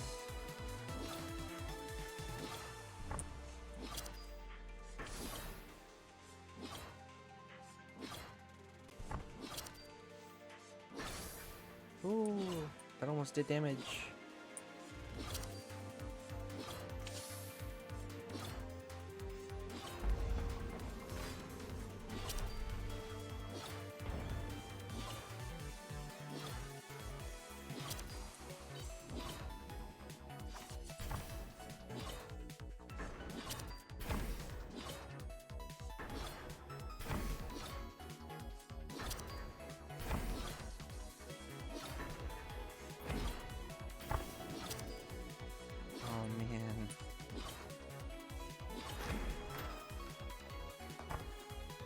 Okay, it's gonna be rings on the sides, then balls falling down, and then a big ring with a circle in the center.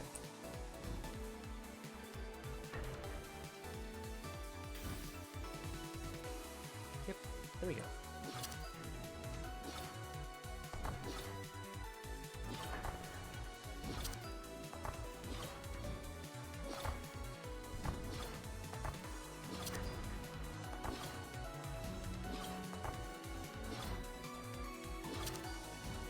Oops, my internet is acting up. No! That's not good.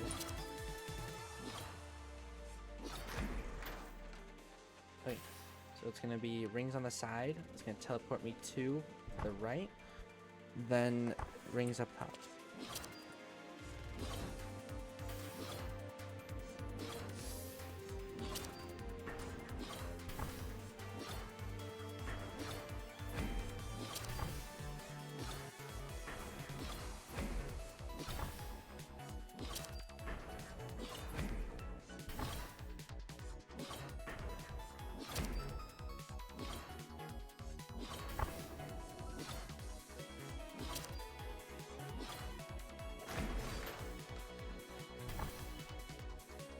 Echo Center.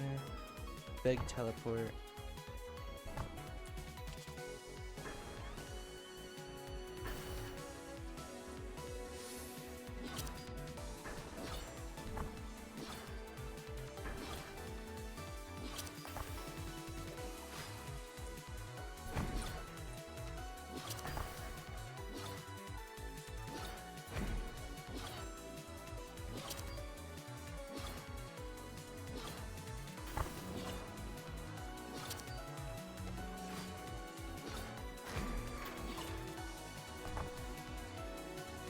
One, 4 rings, ring, kite. Okay.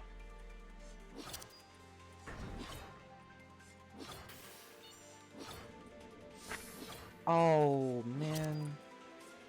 That's not what I wanted to happen. There we go. Okay. I'm gonna do Text, Hydrate, and Stitch.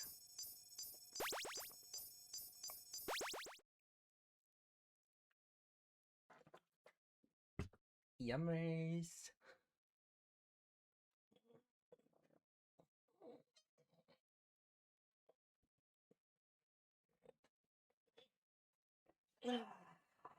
Good stretch.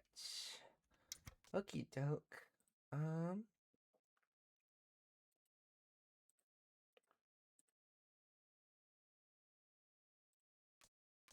Yeah.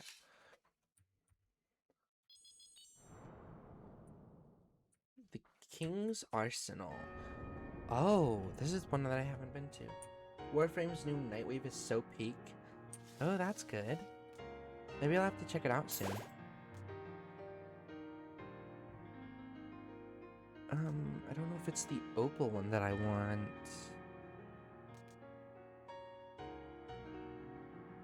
Oh, I do want Emerald Secondary.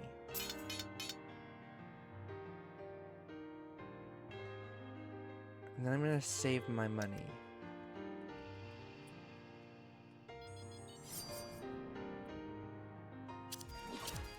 Mink, the Great Wolf.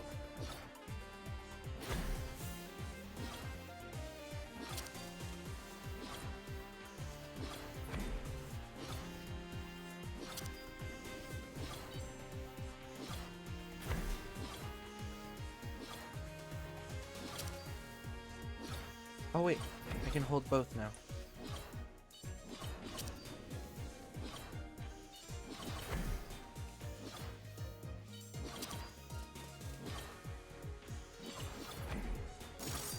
There we go.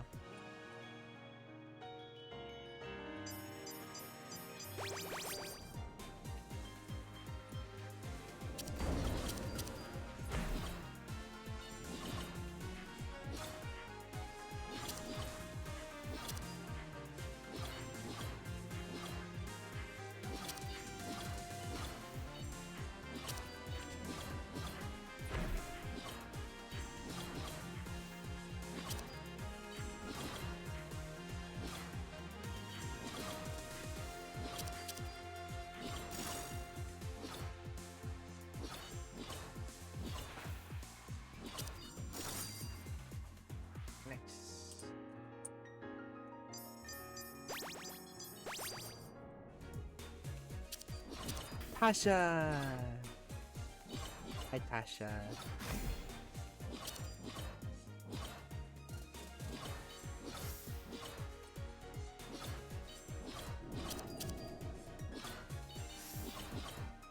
Oh no.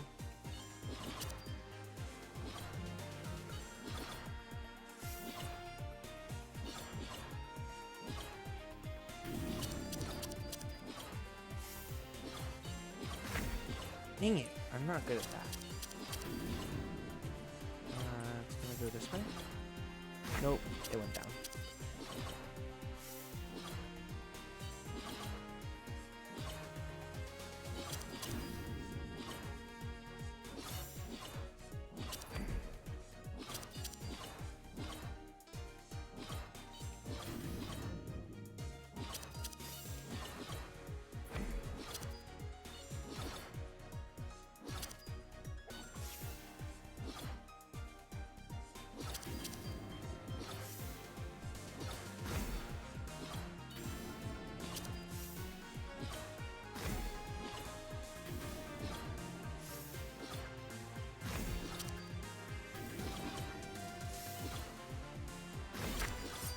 No, I took 1 damage right at the end.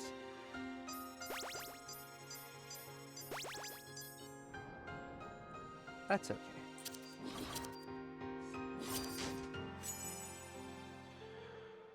Snake Fang Dagger. Your secondary applies poison for 5 seconds. But I already have that. With this. Nightingale Gown. Every 15 seconds, Omega Charge your special. Or Tough Gauntlet. Your abilities and loot all deal 30% more damage, but all global cooldowns are 0.2 seconds longer. That's fine. I'll do that.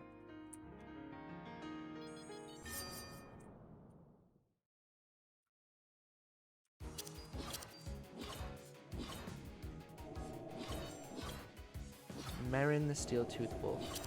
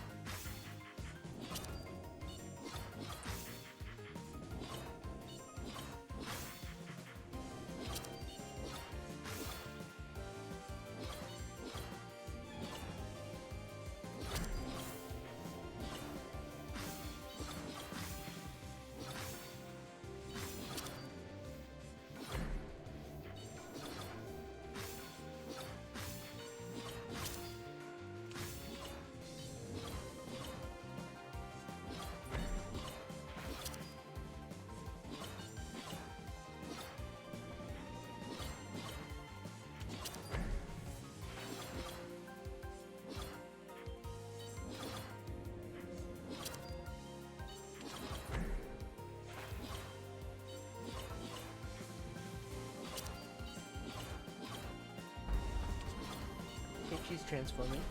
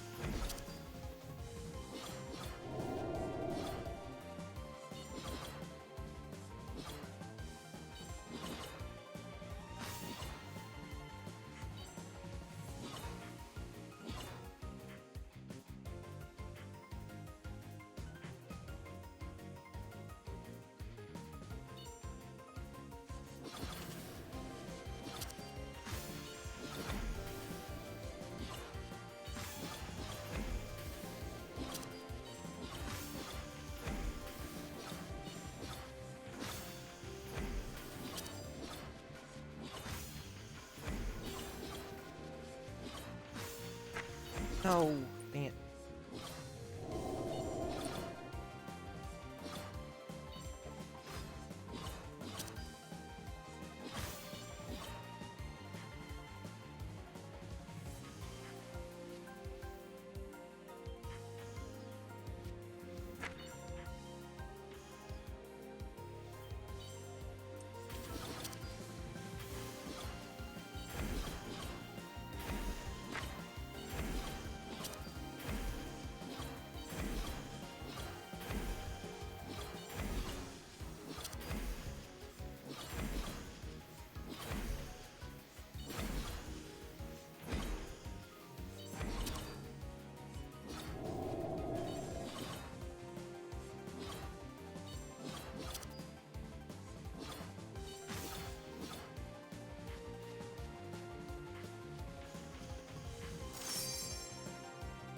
Oh, I killed it.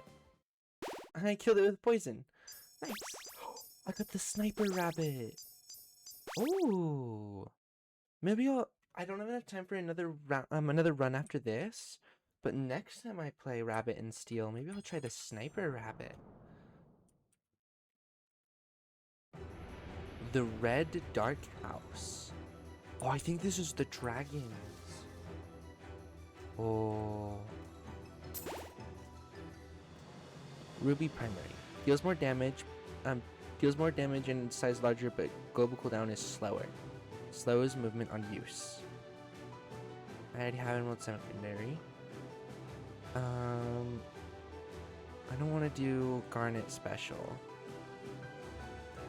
The dragon boss? You're gonna fight. I'm gonna fight Jidobi.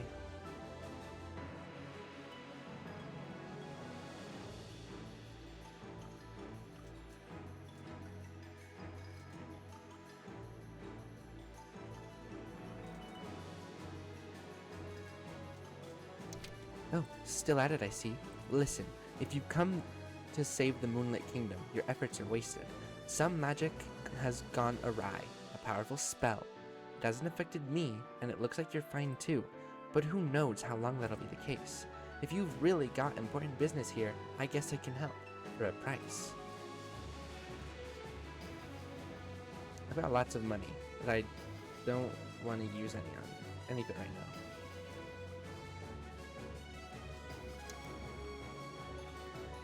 Maybe I will buy Essence of Steel.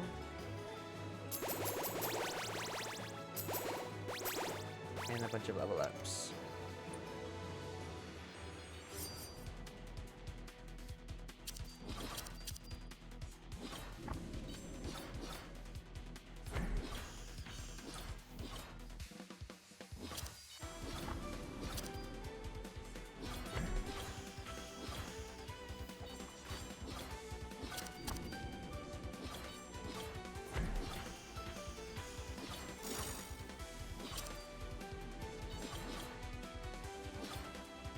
Oh, wait, that was a bad idea. Okay, we're good.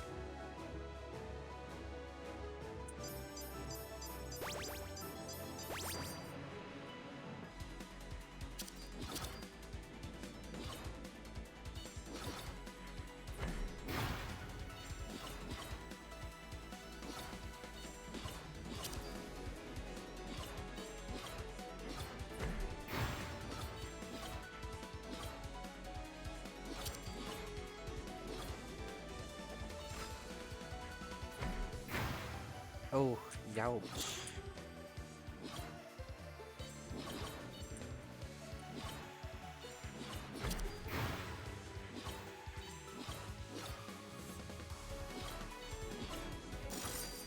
There we go.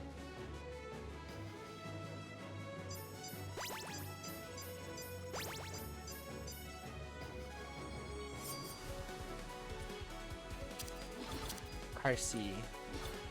Oh, Carsey's a hard one.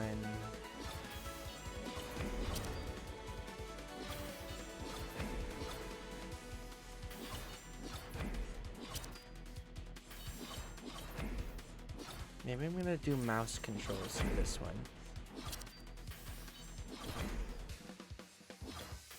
Oh, dang it.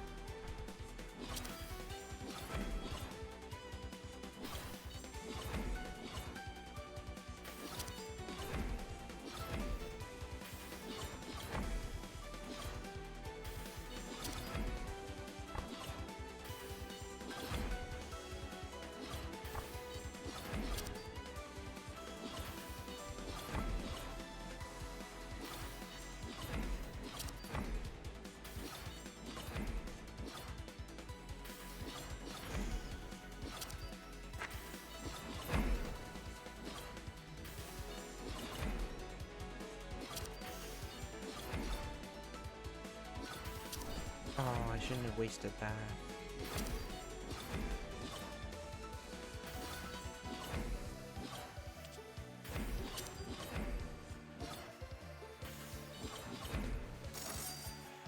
Okay, I beat Carsey.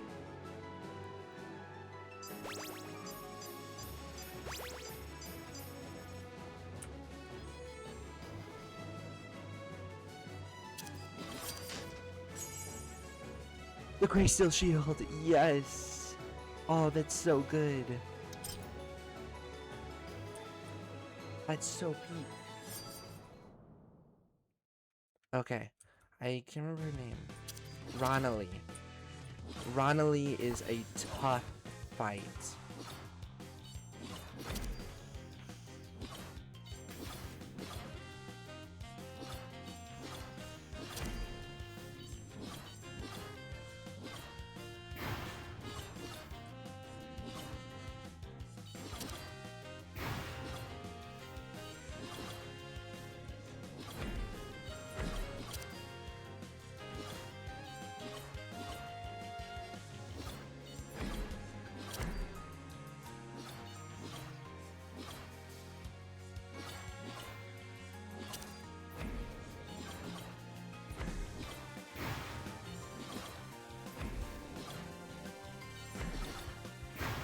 Ow.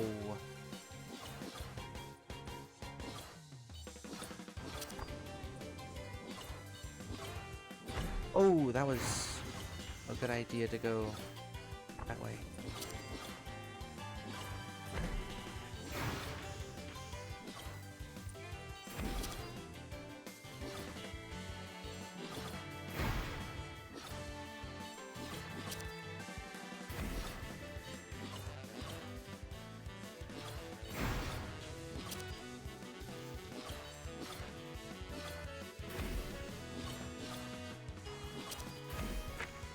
Oh, dang it.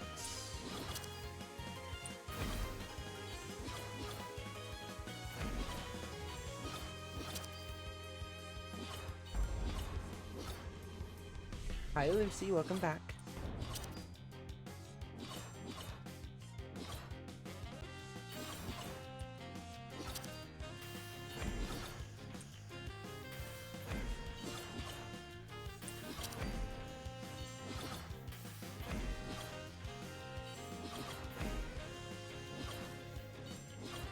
Oh, she's running away.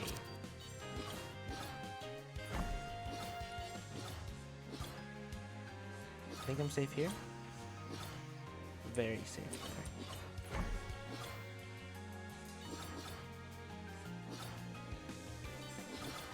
there. Okay.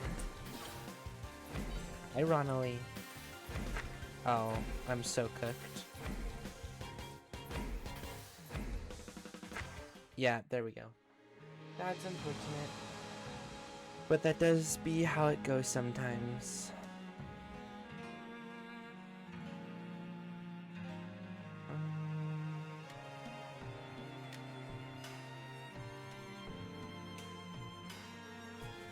Well, I do want to not necessarily start a new run because I don't have time for a new run, but I do want to look at the sniper rabbit.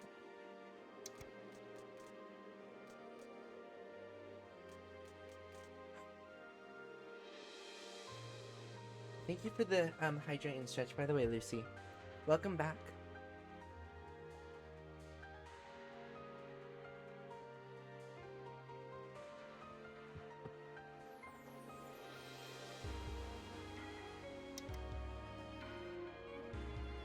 Okay, let's try this.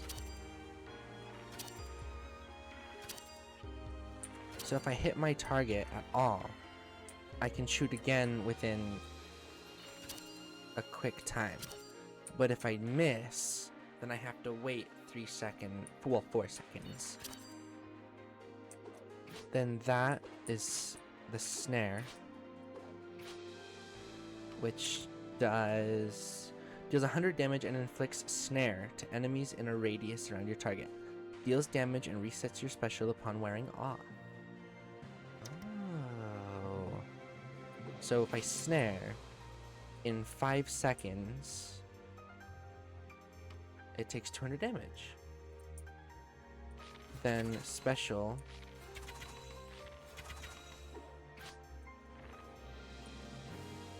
snare supposed to completely, so it resets one of my specials.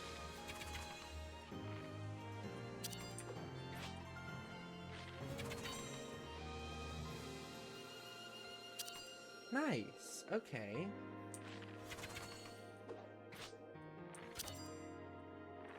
I really appreciate that, Lucy. Loves you too.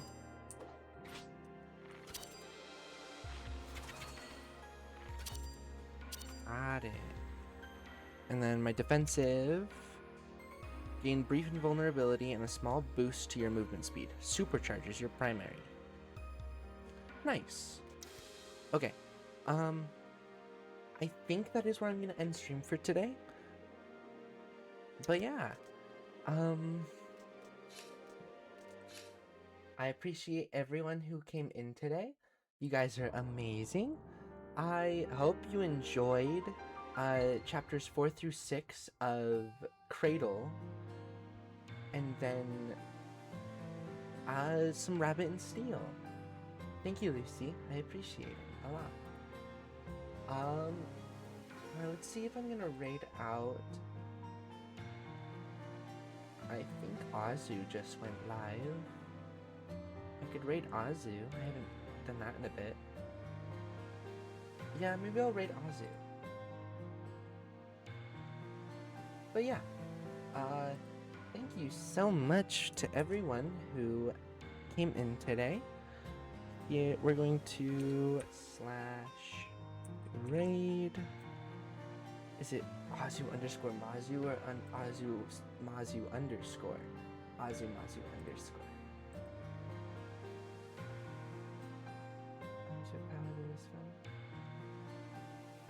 That's really good. I'm glad. Azu Mazu underscore. Thank you guys so much. We're going to raid into my good friend Azu. He is awesome. Show Azu lots of love when you go over there. There is the follow raid. There is the sub raid.